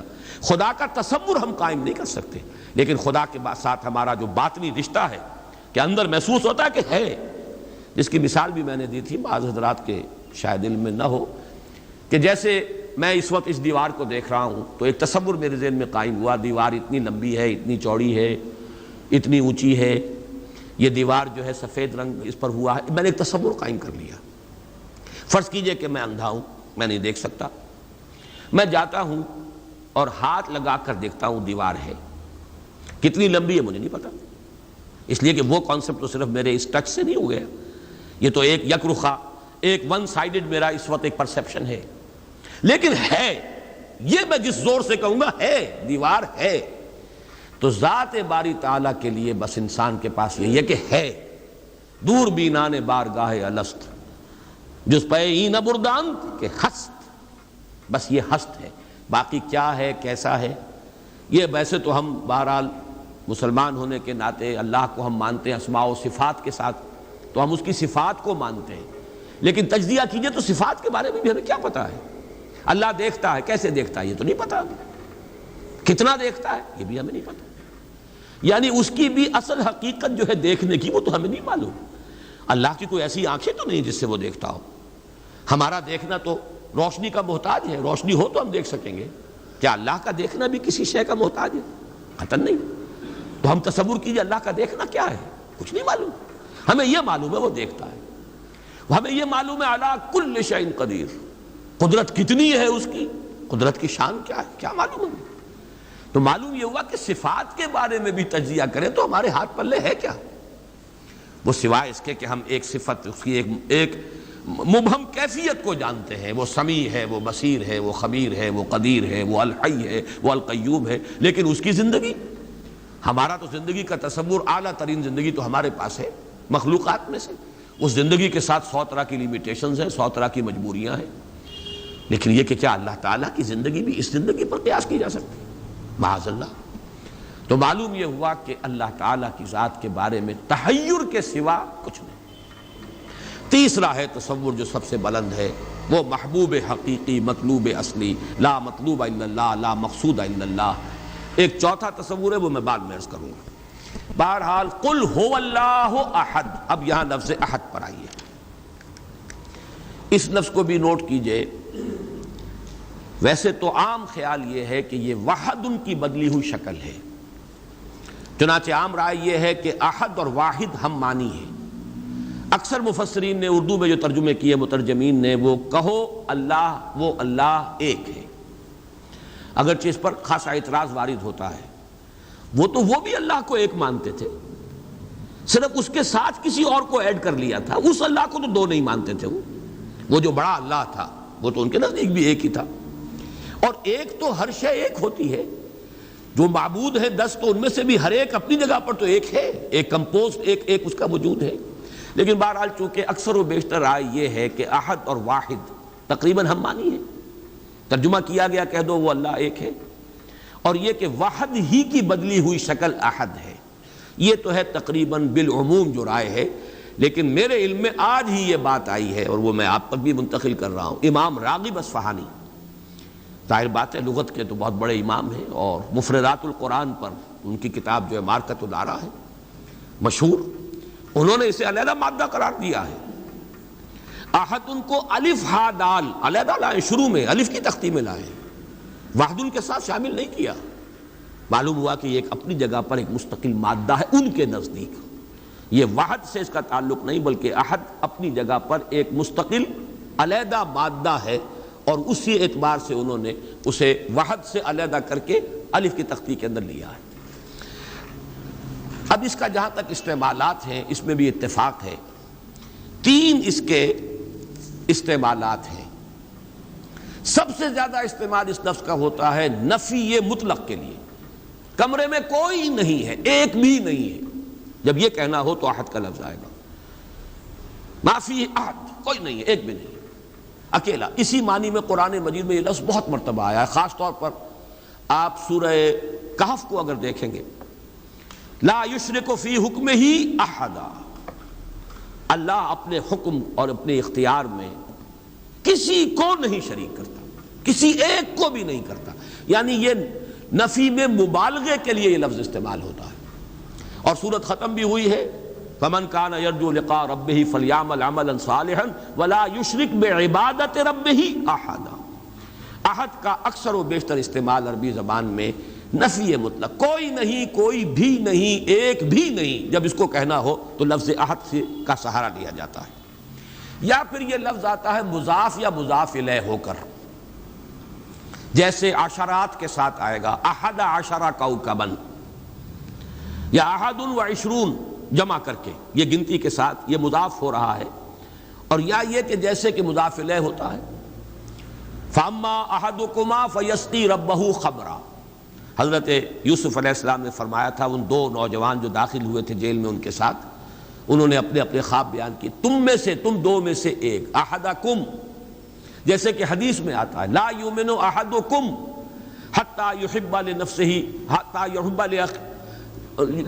لاخیہ ما یحب لنفسہ، یا لا یؤمن احدکم حتی یکون ہواہ طبعا لما جئت بہ، یا یہ کہ لا یؤمن احدکم حتی اکون احب الیہ من والدہ وولدہ والناس اجمعین۔ اب یہ 3 احادیث آ گئی زبان پر، تو احدکم یہ گویا کہ مضاف ہو کر آ رہا ہے، اس طریقے سے یہ لفظ مضاف ہو کر یا مضاف الیہ ہو کر استعمال ہوتا ہے۔ صرف قرآن مجید میں یہ لفظ ذات باری تعالیٰ کے لیے علیحدہ سے مستقل ایک صفت کے طور پر آیا ہے، قل هو اللہ احد۔ یہ ایک خاص بات ہے، اس کو نوٹ کر لیجئے کہ اس لفظ کا یہ استعمال اس اعتبار سے، صفت کے اعتبار سے کسی اور کے لیے، غیر اللہ کے لیے ہے ہی نہیں۔ قل هو اللہ احد، یہ یہاں پر آ رہا ہے ایک مستقل صفت علیحدہ، لیکن یہ صرف اللہ کے ساتھ۔ اب یہاں میں عرض کروں گا کہ میں اس کا ترجمہ جو میں نے آپ کو گنوائے ہیں، مولانا فراہی نے کیا ہے بے ہما۔ قل هو اللہ احد اللہ الصمد، کہہ دو اللہ بے ہما ہے، اللہ با ہما ہے۔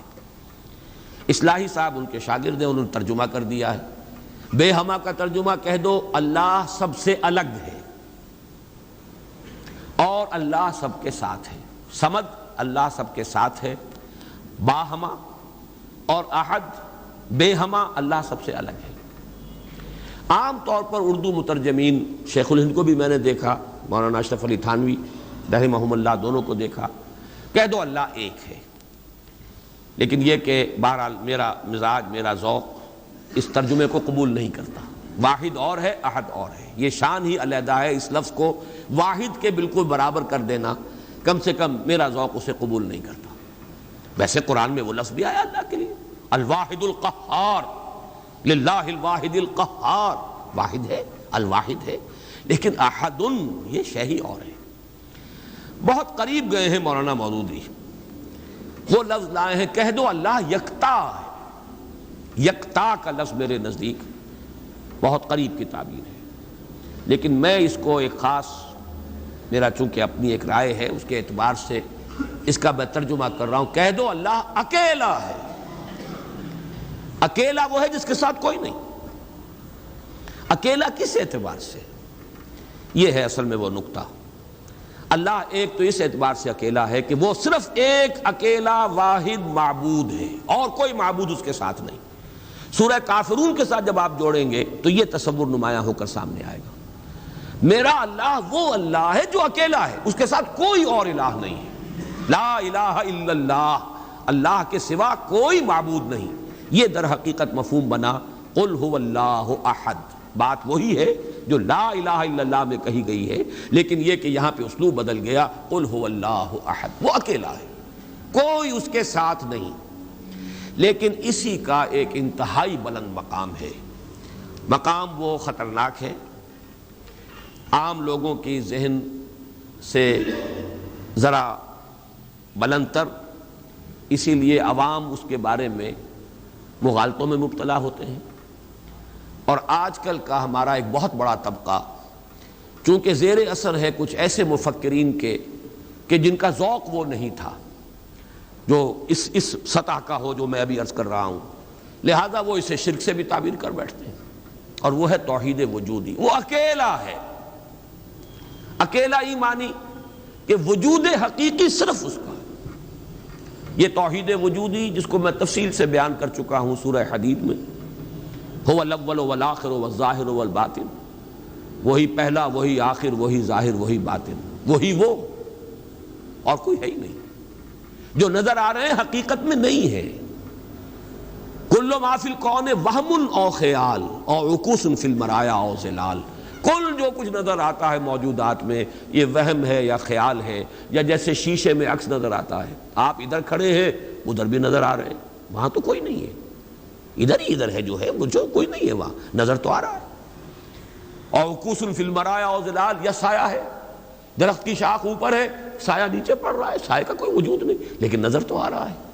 جس کو کہ حضرت مجدد الفسانی نے فرمایا کہ ای اثر خداوندی است کہ معدوم را موجود می نمائند، یہ معدوم ہے کائنات، حقیقت میں موجود نہیں ہے، لیکن اس کو اللہ تعالیٰ نے موجود کر کے دکھا دیا ہے، نظر آ رہا ہے۔ یا جیسے وہ آتشی دائرے کی مثال میں نے دی ہے بارہا، یہ حضرت مجدد کی دی ہوئی مثال ہے کہ اگر آپ ایک قندیل لے لیں، لکڑی ہے ایک لمبی، اس کے ایک سرے کے اوپر آپ نے کپڑا باندھا، تیل ڈال دیا، مٹی کا آگ لگا دی، یہ شعلہ جوالا ہے، اب اس لکڑی کو تیزی کے ساتھ دائرے میں حرکت دیجئے، دیکھنے والوں کو آتشی دائرہ نظر آئے گا، جبکہ آتشی دائرے کا کوئی وجود نہیں۔ وجود آپ کو معلوم ہے صرف اس ایک نقطے کا ہے، وہ ایک شعلہ جوالا ہے حقیقی۔ یہ دائرہ جو نظر آ رہا ہے، نظر آ رہا ہے، ہر چند کہے کہ ہے، نہیں ہے، اس کا وجود کوئی نہیں، نظر تو آ رہا ہے۔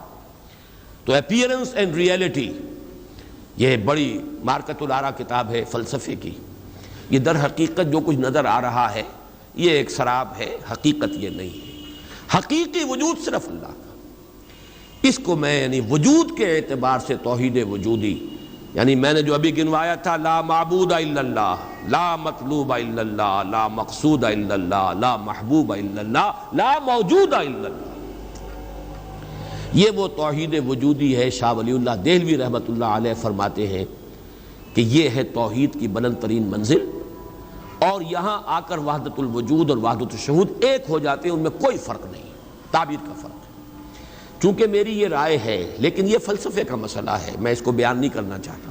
قرآن مجید میں یہ مسئلہ یا سورہ حدید کی اس آیت میں آیا ہے، قرآن سے باہر سے بات نہیں کر رہا ہوں، لیکن یہ کہ ہر شخص کے ذوق کی چیز نہیں ہے، ہر شخص کا یہ نہ مزاج ہے، نہ ذوق ہے، نہ اس میں استعداد ہے، نہ صلاحیت ہے کہ ان مسائل پر غور کرے۔ تو میں یہ نہیں چاہتا کہ لازماً آپ میری اس رائے سے اتفاق کریں، لیکن یہ میں ضرور چاہتا ہوں کہ اگر سوء ظن ہے آپ کے دل میں کہ جو لوگ اس بات کو مانتے ہیں وہ مشرک ہو گئے، اس کو ذہن سے نکال دیجئے، اس لیے کہ پھر ناوک نے تیرے سید نہ چھوڑا زمانے میں، شاہ ولی اللہ بھی مشرک ہوں گے، حضرت مجدد بھی مشرک ہوں گے، باقی یہ رومی یہ تو ہے، ان کی تو خیر حیثیت ہی کیا ہے بیچاروں کی، وہ تو سب کے سب مہا مشرک شمار ہو جائیں گے، کوئی نہیں بچے گا پھر جو بھی ہمارے اکابر ہیں۔ ہاں محمد ابن عبد الوہاب بچ جائیں گے، ابن تیمیہ بچ جائیں گے رحمہم اللہ، باقی یہ کہ ان کے سوا بچنے والا اور کوئی نہیں ہے۔ تو یہ توحید وجودی یا وحدت الوجود یا وحدت الشہود میرے نزدیک قل هو اللہ احد، کہہ دو وہ اللہ ہے اکیلا تنہا۔ مجھے وہ بار بار جب میں سوچ رہا تھا قیس جنگل میں اکیلا ہے مجھے جانے دو، خوب گزرے گی جو مل بیٹھیں گے دیوانے دو، اللہ اکیلا ہے۔ اور واقعہ یہ ہے، یہ تصور جو ہے اگرچہ بہت بلند ہے، لیکن کبھی اگر اس کے کہیں کناروں تک بھی رسائی ہو جائے انسان کی، تو اس کی جو ایک وسعت پیدا ہوتی ہے اس کے ذہن میں، اس کا مینٹل ہورائزن وہ جو اس قدر وسیع ہو جائے گا، وہ اس کا تصور وہ شخص نہیں کر سکتا کہ جس کا کوئی بھی اس کے حاشیہ خیال میں یہ بات نہ آ سکتی۔ لیکن اس کا یہ مفہوم اگر نکال لیا جائے، عام لوگوں نے یہ سمجھا اس کا مطلب ہر شے خدا ہے، اگر کوئی شے موجود نہیں جبکہ تجھ بن نہیں کوئی موجود، پھر یہ ہنگامہ ہے خدا کیا ہے؟ کچھ نہیں ہے، نہیں ہے۔ یہ اصل میں جو وحدت الوجود ہے وہ یہ نہیں ہے کہ یہ سب چیزیں خدا ہیں، بلکہ یہ کہ خدا ہی ہے، باقی کچھ موجود نہیں، جو کچھ نظر آ رہا ہے وہ توہم ہے، خیال ہے، یہ صرف اپیئرنس ہے، اور اپیئرنس آپ کو معلوم ہے ہر وقت بدلنے والی شے ہے، painter high, every thing is changing, یہ سب ٹرانزینٹ چیزیں ہیں کہ جو گزر رہی ہیں، جیسے لہریں ہیں، لہر نظر آتی ہے لہر ہے، لیکن یہ کہ یہ بالکل عارضی سا ایک وجود ہے، اعتباری سا وجود ہے، لہر کا حقیقت میں کوئی وجود نہیں ہے۔ اسی طریقے سے یہ کائنات ہے، تو یہ نہیں ہے کہ جو کچھ ہے وہ خدا ہے، معاذ اللہ، یہ ہماوست ہے، اور یہ در حقیقت کفر بھی بن جاتا ہے، شرک بھی بن جاتا ہے۔ لیکن توحید وجودی یا وحدت الوجود یہ بالکل مختلف شے ہے، اور میرے نزدیک اس آیہ مبارکہ کا اصل مدلول یہ ہے، قل هو اللہ احد، بلند ترین توحید توحید وجودی، لا معبود الا اللہ سے لے کر لا موجود الا اللہ، اس لیے کہ احد کا لفظ واحد نہیں ہے، اکیل یکتا، لیکن اس سے بھی آگے بڑھ کر جو ترجمہ میں کر رہا ہوں وہ یہ ہے کہ کہہ دو اللہ اکیلا ہے، کوئی اس کے ساتھ نہیں۔ جیسے کہ غالباً حضرت بایزید بسطامی کے بارے میں آتا ہے کہ ان کی محفل تھی تو ان کا کوئی مرید جو تھا اس نے ایک عجیب کیفیت ہوتی ہے انسان کی، اس کیفیت میں ایک جملہ کہا، وہ بھی زمانہ کیسا ہوگا جبکہ اللہ ہی تھا اور کچھ نہ تھا۔ اب ایک تصور ہے نا، اب تو کائنات ہے، یہ ہے، آسمان ہے، زمین ہے، ستارے ہیں، سیارے ہیں، سب کچھ ہے، وہ بھی زمانہ ہوگا جبکہ اللہ ہی تھا اور کچھ نہ تھا۔ تو وہ بایزید بسطامی ہے، جو دوسرے بزرگ کوئی ہو سکتے ہیں اگر مجھے نام کا اس وقت مغالطہ ہو رہا ہو، انہوں نے اسی کیف کے عالم میں جواب دیا، الان کما کان، میرے عزیز اب بھی ایسا ہی ہے، اللہ ہی ہے اور کچھ نہیں ہے، جیسے پہلے تھا جس کا تم تصور کر رہے ہو، اب بھی حقیقت میں وہی ہے۔ اس کو میں ذرا اور آسان کر دوں تاکہ جو نسبتاً یعنی سادہ مزاج حضرات ہیں ان کی سمجھ میں بھی یہ بات آ جائے، کسی مغالطے میں مبتلا نہ ہو۔ دیکھیے جب ہم کہتے ہیں لا محبوب الا اللہ، کیا معنی ہے اس کے؟ یہ معنی تو نہیں ہے کہ اولاد سے محبت نہ کرو، یہ تو دین کی تعلیم نہیں ہے۔ معنی کیا ہے؟ ساری محبتوں سے بالا تر محبوب حقیقی صرف اللہ ہو جائے۔ لا محبوب الا اللہ کا مطلب یہ ہے، یہ نہیں کہ آپ کاٹ دیجئے محبت ہر ایک کی، اولاد سے محبت کرو، شوہر بیوی سے محبت کرے، بیوی شوہر سے محبت کرے، وطن سے محبت کرو، بلکہ اتنی خوشخبریاں ہیں، وجبت محبتی للمتحابین فیہ، میری محبت واجب ہو گئی ان کے لیے جو میرے لیے ایک دوسرے سے محبت کرے۔ تو ایک مسلمان مسلمان سے محبت کرتا ہے، ایک مومن مومن سے محبت کرتا ہے، ایک مجاہد دوسرے مجاہد سے محبت کرتا ہے، یہ محبت تو مطلوب ہے۔ لا محبوب الا اللہ کا مطلب یہ نہیں ہے کہ ساری محبتوں کی نفی ہو گئی۔ اسی طرح جب ہم کہتے ہیں لا موجود الا اللہ، اس کا مطلب یہ نہیں کہ تمام موجودات کی نفی ہو گئی، بلکہ یہ کہ وجود حقیقی صرف اللہ کا ہے۔ یہ اعتباری وجود ہے جن کی کوئی حقیقت نہیں ہے، یہ دائمی وجود، مستقل وجود، وہ وجود جو از خود ہے، با خود ہے، خود بخود ہے، جسے کسی نے وجود نہیں عطا کیا، جس کا وجود ایسا نہیں ہے کہ کبھی شروع ہوا اور کبھی ختم ہو جائے، وہ وجود حقیقی صرف اللہ کا۔ اب اس میں تو کوئی اشکال نہیں رہے گا۔ اس معنی میں اگر کہا جائے لا موجود الا اللہ تو ہر شخص کہے گا۔ اس کی ایک اور مثال میں آپ کو دے دوں، دعا استخارہ میں حضور فرماتے ہیں فَإِنَّكَ تَعْلَمُ وَلَا أَعْلَمُ وَتَقْدِرُ وَلَا أَقْدِرُ، اے اللہ میں تجھی سے استخارہ کر رہا ہوں، انی استخیرک بعلمک واستقدرک بقدرتک واسألک من فضلک العظیم فإنک تقدر ولا اقدر وتعلم ولا اعلم، تو جانتا ہے میں نہیں جانتا، تو قدرت رکھتا ہے مجھے کوئی قدرت حاصل نہیں۔ تو کیا کوئی قدرت حاصل نہیں تھی حضور کو؟ کیا کچھ علم حاصل نہیں تھا حضور کو؟ یہ بمقابلہ علم خداوندی، بمقابلہ قدرت خداوندی کل موجودات کی قدرت اور علم کی نفی مطلق ہو جائے گی، کوئی علم نہیں۔ یہی بات یہاں کہہ دیجیے، کوئی وجود نہیں ہے، وجود حقیقی صرف اللہ۔ بہرحال یہ تمام تصورات ان کی تعبیرات ہیں۔ تعبیرات میں ذرا سخت سے سخت تر مقامات بھی آ جاتے ہیں، مشکل سے مشکل تر مقامات بھی آ جاتے ہیں۔ میں اس کی تفصیل میں اس وقت نہیں جا رہا، لیکن میرے نزدیک اس سورہ مبارکہ کی پہلی آیت اس عظیم ترین سطح پر توحید کو بیان کر رہی ہے، اور یہ جیسا کہ میں نے عرض کیا تھا جب تک یہ بات سامنے نہ آئے، چار اعتبارات سے کس طریقے سے توحید کے بیان کو اس صورت نے سمو لیا اپنے اندر اور جمع کر لیا ہے، تبھی اس کی وہ عظمت ہے کہ ثلث قرآن کے مساوی یہ صورت ہے، تبھی اس سے صحابہ کی وہ محبت کا راز جو ہے وہ کھلتا ہے کہ کیوں ہے، ایسے ہی نہیں ہے۔ قل هو اللہ احد، کہہ دو وہ اللہ ہے، میرا معبود جسے میں پوچھتا ہوں وہ اللہ ہے، لیکن وہ اللہ نہیں جسے تم پکار رہے ہو، وہ اللہ جو اکیلا ہے، تنہا ہے۔ اللہ الصمد، جیسا کہ میں عرض کر چکا ہوں صمد کا لفظ قرآن مجید میں ایک ہی مرتبہ آیا، اور اس کے مفہوم کو بھی دو معنی سے بیان کیا گیا ہے۔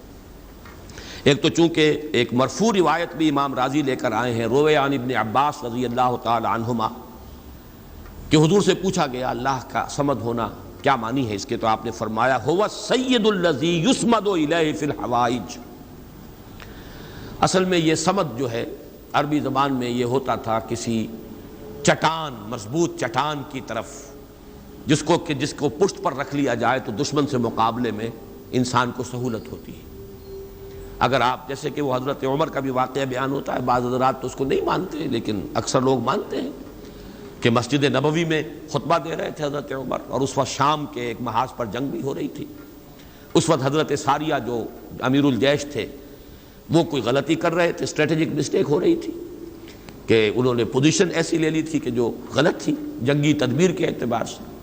تو حضرت عمر نے وہیں اللہ نے کہیں دکھا دیا، اللہ کو قدرت حاصل ہے وہ دکھا دے۔ آج ٹیلی ویژن سے آپ دیکھ سکتے ہیں، تو اللہ تعالیٰ بغیر ٹیلی ویژن کے آج سے 1400 برس قبل دکھا سکتا تھا۔ انہونی بات نہیں ہے کہ وہ نقشہ سامنے آ گیا، جیسے حضور فرماتے ہیں جب آپ شب معراج سفر معراج سے واپس آئے، جب سوال کیے لوگوں نے اچھا آپ مسجد اقصی میں گئے تھے، وہاں کتنی کھڑکیاں ہیں، کتنی کڑیاں ہیں، کیا ہے؟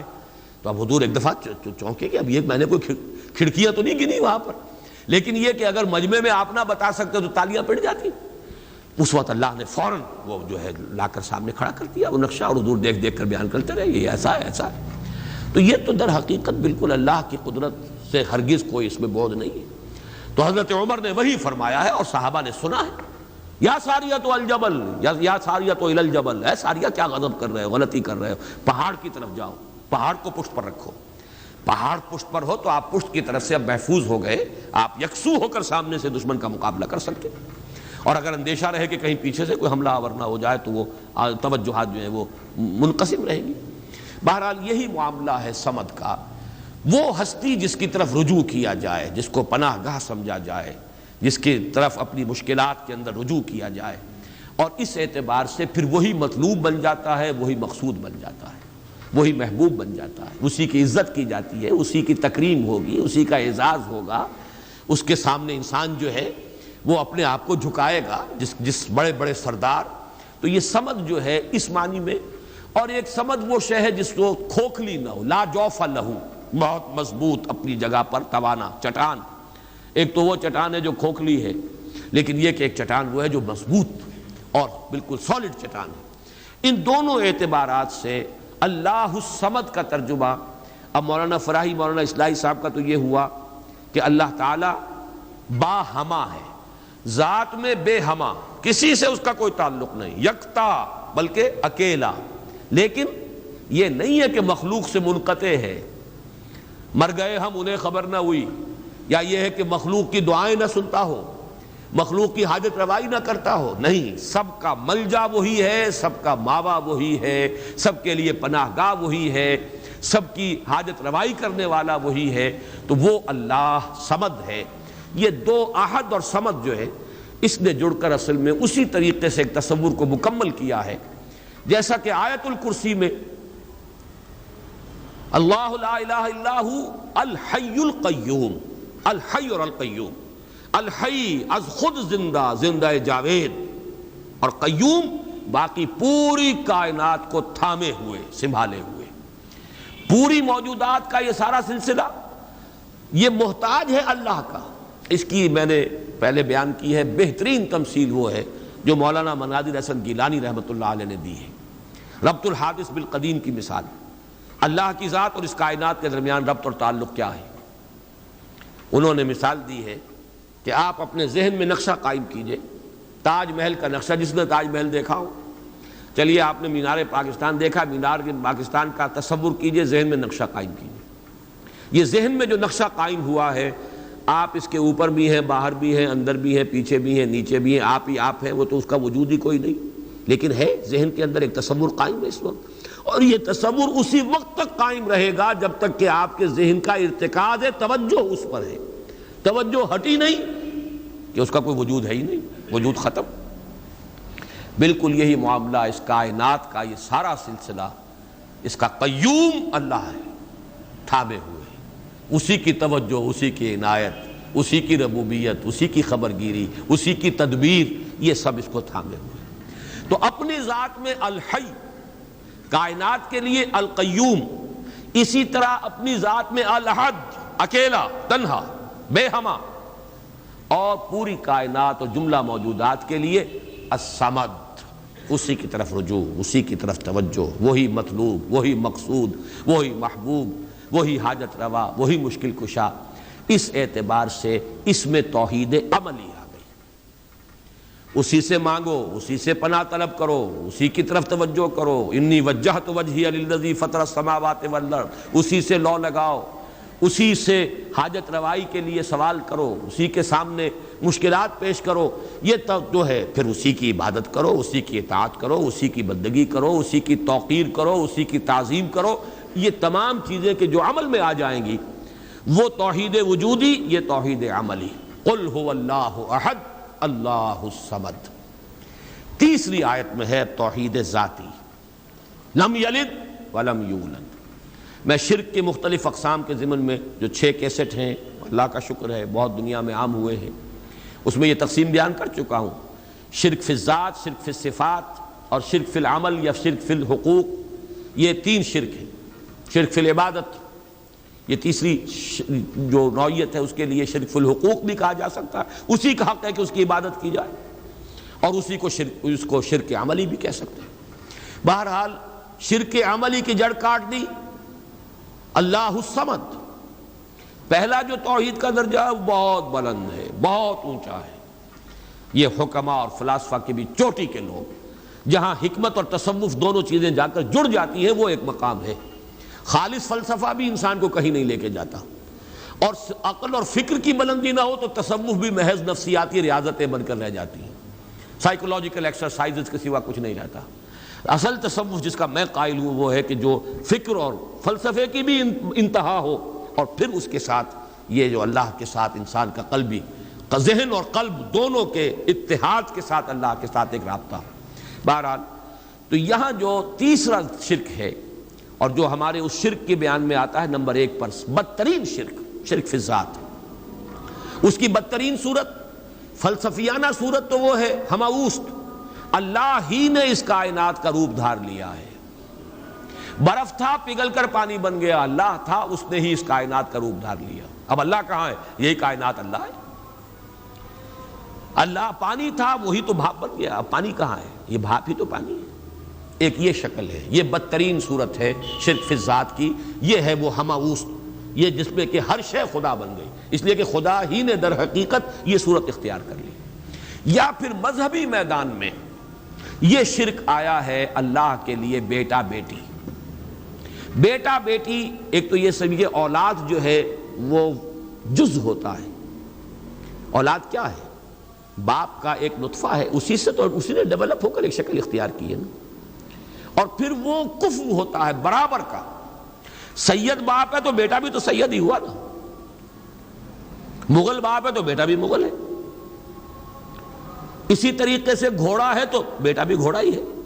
وہ تو جنس جو ہے اس میں کفو جس کو کہتے ہیں ہم، برابری کا معاملہ یہ ہے اولاد کے اندر، اس سے زیادہ برابری کا اور کوئی تصور نہیں ہے۔ اس پہلو سے لم یلد ولم یولد نے جڑ کاٹی ہے ان تصورات کی کہ حضرت مسیح کو خدا کا بیٹا بنا دیا گیا، کسی نے حضرت عزیر کو خدا کا بیٹا بنا دیا، ملائکہ کو اہل عرب جو ہے خدا کی بیٹیاں قرار دے رہے ہیں۔ یہ بیٹا بیٹی کا تصور، جیسے قرآن کہتا ہے کیسے ہو جائے گی اس کی اولاد جبکہ اس کی کوئی جوڑی نہیں، وَلَمْ تَكُنْ لَهُ صَاحِبَةٌ، کوئی تصور نہیں۔ اور عیسائیوں میں تو خیر ایک طبقہ وہاں تک بھی گیا ہے کہ حضرت مسیح کی والدہ حضرت مریم کو بھی الوہیت میں شامل کیا ہے۔ اولین تثلیث تو یہی تھی کہ اللہ اور حضرت مریم اور حضرت عیسیٰ، بعد میں یہ کہ حضرت مریم کو نکال کر اور روح القدس کو شامل کیا گیا، God is father, God is son and the Holy Ghost یا ہولی اسپرٹ۔ یہ تثلیث ہے جو عام طور پر اب چلتی ہے، لیکن پہلے تو تثلیث کے اندر جیسے کہ قرآن مجید میں بھی ہے، حضرت مریم کو بھی انہوں نے شامل کیا تھا۔ اس اعتبار سے نوٹ کیجئے کہ لم یلد ولم یولد یہ در حقیقت توحید ذات، نہ اس نے کسی کو جنا نہ وہ جنا گیا، نہ کوئی اس کے والدین، نہ کوئی اس کی جورو، نہ کوئی اس کی اولاد۔ اس اعتبار سے وہ یکتا، تنہا، اکیلا، یونیک، انگریزی کا لفظ یونیک جو ہے وہ میں سمجھتا ہوں کہ شاید سب سے زیادہ قریب ترین تعبیر کرے گا، ایک یونیک ایگزسٹنس ہے جس کو کسی پر قیاس نہیں کیا جا سکتا، لا مثل لہ ولا مثال لہ ولا مثیل لہ، اس کے لیے کوئی مثال نہیں، لیس کمثلہ شیء وہو السمیع البصیر، اس کے مثال جیسی بھی کوئی شے نہیں ہے۔ یعنی یہ اب اس سے زیادہ ہماری زبان ہے، عربی زبان بھی تو آخر انسانوں کی زبان تھی، اس میں کسی ایک ایبسولوٹ اور مطلق تصور کو پیش کرنے کی جو لیمیٹیشن ہے وہ نہیں، لیسا کمثلہ شیء، اب یہ اس سے زیادہ جو ہے نفی کرنا مثل کی، مثلیت کی، وہ ممکن نہیں۔ اور جیسا کہ میں نے اپنی تقریروں میں بیان کیا ہے، اس شرک پر اللہ کا غضب سب سے زیادہ بھڑکتا ہے، اس لیے کہ یہ تو ذات میں شریک کر دیا آپ نے اللہ کی، چونکہ یہ فلسفیانہ ہماوست وغیرہ عرب میں وہاں موجود نہیں تھے، یہ ہندوستان کی بیماریاں تھیں، لہذا قرآن مجید میں اس کا ذکر اس انداز میں نہیں ہے۔ البتہ شرک فی الذات کی ایک شکل کے جو وہاں موجود تھی وہ بیٹا بیٹی کا تصور، اور شرک فی الذات ہی کی دوسری شکل جو ہندوستان میں یا اور دوسری جگہوں کے فلسفیانہ مذاہب میں ہے وہ ہماوست، کہ خدا ہی نے در حقیقت یہ روپ، وہ انکارنیشن کہیں یا یہ کہ یہ حلول و اتحاد ایجا محالست، یہ سارے تصورات جو ہیں یہ فلسفیانہ ہیں۔ لم یلد ولم یولد ولم یکن لہ کفوا احد، اور نہیں ہے کوئی بھی اس کا کفو، کفو کاف فے اور واو، اور کاف فے اور حمزہ، پھر یہ وہ ہے جو الف واو اور یہ جو ہے بدل جاتے ہیں، یہ ایک ہی مادہ ہے، اسی سے مکافات ہے، بدلہ، جیسا دناہم کما دانو مکافات۔ کف جو ہے کہتے ہیں ہمسر، جس کے لیے ہمارے ہاں جب علماء تقریریں کرتے ہیں تو جو ان کے خطبات ہوتے ہیں، لا ضد لہ ولا ند لہ، ضد اور ند یہ در حقیقت جو بھی ہمسر ہوگا وہ تو مقابلے میں آئے گا، وہ تو چیلنج کرے گا کہیں نہ کہیں، تو ضد بھی کہتے ہیں کسی کا حریف، ند مخالف۔ اور یہ لفظ حضور صلی اللہ علیہ وسلم نے استعمال فرمایا تھا جبکہ کسی صحابی کی زبان سے الفاظ نکل گئے، ما شاء اللہ و ما شئت، جو اللہ چاہے اور جو آپ چاہیں، حالانکہ اس میں ظاہر بات ہے کہ ان کی نیت میں کہیں بھی وہ بات نہیں ہو سکتی تھی کہ برابر کر رہے ہوں حضور کی مشیت کو اللہ کی مشیت کے ساتھ، لیکن یہ کہ چونکہ لفظ میں اشتباہ تھا، لفظ میں برابری سی ہو گئی ہے، ما شاء اللہ و ما شئتا، تو آپ نے فرمایا، فوراً ٹوک دیا، اجعلتنی للہ ندًا، کیا تم نے مجھے اللہ کا مد مقابل بنا دیا؟ مشیت تو ایک ہی ہے، اسی کی مشیت چلتی ہے، کتنا ہی چاہے انسان، انک لا تہدی من احببت ولکن اللہ یہدی من یشاء، آپ کتنا ہی چاہیں کسی کو ہدایت دینا، آپ کے اختیار میں نہیں ہے کہ جسے چاہیں ہدایت دے دیں، یہ تو اللہ کی مشیت ہے، اس کا اختیار ہے۔ تو کفر جو ہے، اب یہ کفر جو ہے یہ توحید صفات ہے، برابر ہوتا ہے انسان صفت میں۔ اب جیسے میں نے عرض کیا تھا نا، اور یہ تقریریں میں نے تفصیل سے کی ہوئی ہیں، ہماری مجبوری ہے، ہماری زبان میں الفاظ مشترک ہیں، صفات کے لیے وہی لفظ اللہ کے لیے استعمال ہوگا، وہی لفظ بندوں کے لیے استعمال ہوگا۔ اللہ بھی علیم ہے، انسان بھی علیم ہوتے ہیں، بلکہ علامہ بھی ہوتے ہیں۔ علامہ بہت بڑی شے ہے، حالانکہ واقعہ یہ ہے کہ علم اللہ کے لیے اور علم بندے کے لیے لفظ ایک ہے، زمین و آسمان کا فرق ہے مضمون میں۔ وہ علم ذاتی ہے، وہ علم مطلق ہے بلا نہایت، اس کی کوئی حدود نہیں ہے، وہ علم قدیم ہے، ہمیشہ سے تھا، حادث نہیں ہے۔ اور ہمارا علم، ہمارے سے مراد ہمارا ہو، انبیاء کا ہو، اولیاء کا ہو، کسی کا ہو، بڑے سے بڑے سائنسدان کا ہو، بڑے سے بڑے ولی کا ہو، فرشتوں کا ہو، انبیاء کا ہو، کسی کا ہو، وہ علم یقیناً حادث ہے، قدیم نہیں، وہ یقیناً عطائی ہے، ذاتی نہیں، وہ محدود ہے، لامحدود نہیں۔ یہ تین جب شرطیں عائد کی جائیں گی اور یہ تینوں مستحضر ہوں، تب اس شرک فی الصفات سے انسان بچتا ہے اور کفر بنا دینے سے انسان بچ سکتا ہے، ورنہ الفاظ میں اشتراک ہو جائے گا۔ اور یہی اشتراک ہے موجود میں، ہم بھی موجود، اللہ بھی موجود، ہم کہاں کے موجود؟ اس کا وجود ذاتی، اس کا وجود حقیقی، اس کا وجود مطلق، اس کا وجود قدیم، اس کا وجود قائم و دائم، ہمیشہ ہمیشہ رہنے والا۔ وہ کوئی عطائی وجود نہیں ہے کہ کسی اور نے وجود دیا ہو، ہمارا وجود مستعار، دیا ہوا، عطا کردہ۔ لائی حیات آئے، قضا لے چلی چلے، اپنی خوشی سے آئے نہ اپنی خوشی چلے۔ ہمارا وجود محدود، ہمارا وجود عطائی، ہمارا وجود حادث، نہیں تھے ہو گئے ہیں، پھر وقت آئے گا نہیں رہیں گے۔ تو وجود کا لفظ مشترک ہے، اللہ بھی موجود اور ہم بھی موجود، وہ وجود مطلق، اور یہ جو ہے ممکن الوجود، یہ ممکنات ہے، یہ اعتباری وجود ہے، اس کے سوا کچھ نہیں۔ تو کسی بھی اعتبار سے اللہ کے ہم سر، ہم پلہ، ضد اور ند کسی کو بنا دینا، اس کی نفی ہے۔ وَلَمْ يَكُنْ لَهُ كُفُوًا أَحَدٌ۔ اب یہاں احد دیکھیے اس معنی میں آیا ہے، نفی مطلق۔ یہ بھی ادھر پہلا ذہن میرا نہیں گیا تھا، یہ احد کا لفظ جو ہے، جو میں نے استعمالات بتائے تھے، دو استعمالات تو اسی صورت میں ہیں۔ قل هو اللہ احد، وہاں وہ صفت کے طور پر آیا ہے اللہ کے لیے، اور اللہ کے سوا کسی اور کے لیے یہ صفت کے لیے لفظ استعمال نہیں ہو سکتا۔ اصل اس کا استعمال نفی کے لیے آتا ہے، نفی مطلق، لا یشرک فی حکمہ احدا فلا یشرک بعبادۃ ربہ احدا۔ یہاں پر بھی فرمایا وَلَمْ يَكُنْ لَهُ كُفُوًا أَحَدٌ، کوئی ایک بھی، کوئی بھی نہیں، سرے سے نفی مطلق ہے، اس جیسا کوئی نہیں۔ یہ ہے در حقیقت اس سورہ مبارکہ کی وہ جامعیت کہ توحید وجودی، لا موجود الا اللہ، قل هو اللہ احد، اکیلا ہے، تنہا ہے، وہ ہے اور کوئی نہیں ہے، کچھ نہیں ہے، جو ہے وہ اعتباری ہے، کل ما فی الکون وہم او خیال او عکوس فی المرایا او ظلال، سب کا ملجا وہی، ماوا وہی۔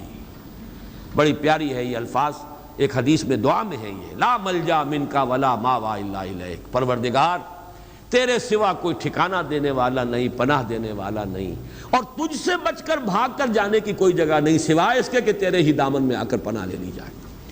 لا ملجا منکا ولا ماوا الا الیک، یہ ہے لا ملجا منکا ولا ماوا الیک، یہ ہے اللہ الصمد، توحید عملی۔ نمبر 3 توحید ذات، لم یلد ولم یولد۔ نمبر 4 توحید صفات، لم یکن لہ کفوا احد، کوئی بھی کسی بھی اعتبار سے اس کا ہمسر، ہم پلہ، ضد یا ند نہیں ہے، اس کا مشابہ نہیں ہے۔ اس اعتبار سے آج میں نوٹ کر رہا تھا،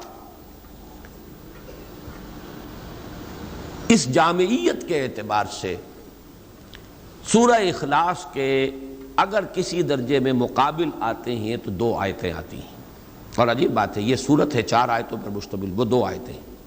ایک آیت کا تذکرہ ہو چکا آیت الکرسی، خود حضور نے فرمایا ہے تمام آیات قرآنیہ کی سردار ہے، اس میں 10 یا 11 جملے بن جاتے ہیں ایک آیت کے اندر، اس لیے کہ بعض حضرات اللہ لا الہ الا ہو، اللہ سے پہلے بھی ہوا کو محذوف مانتے ہیں، ہو اللہ لا الہ الا ہو، گویا کہ پہلا جملہ ہو اللہ ہے، پھر لا الہ الا ہو یہ دوسرا جملہ ہے۔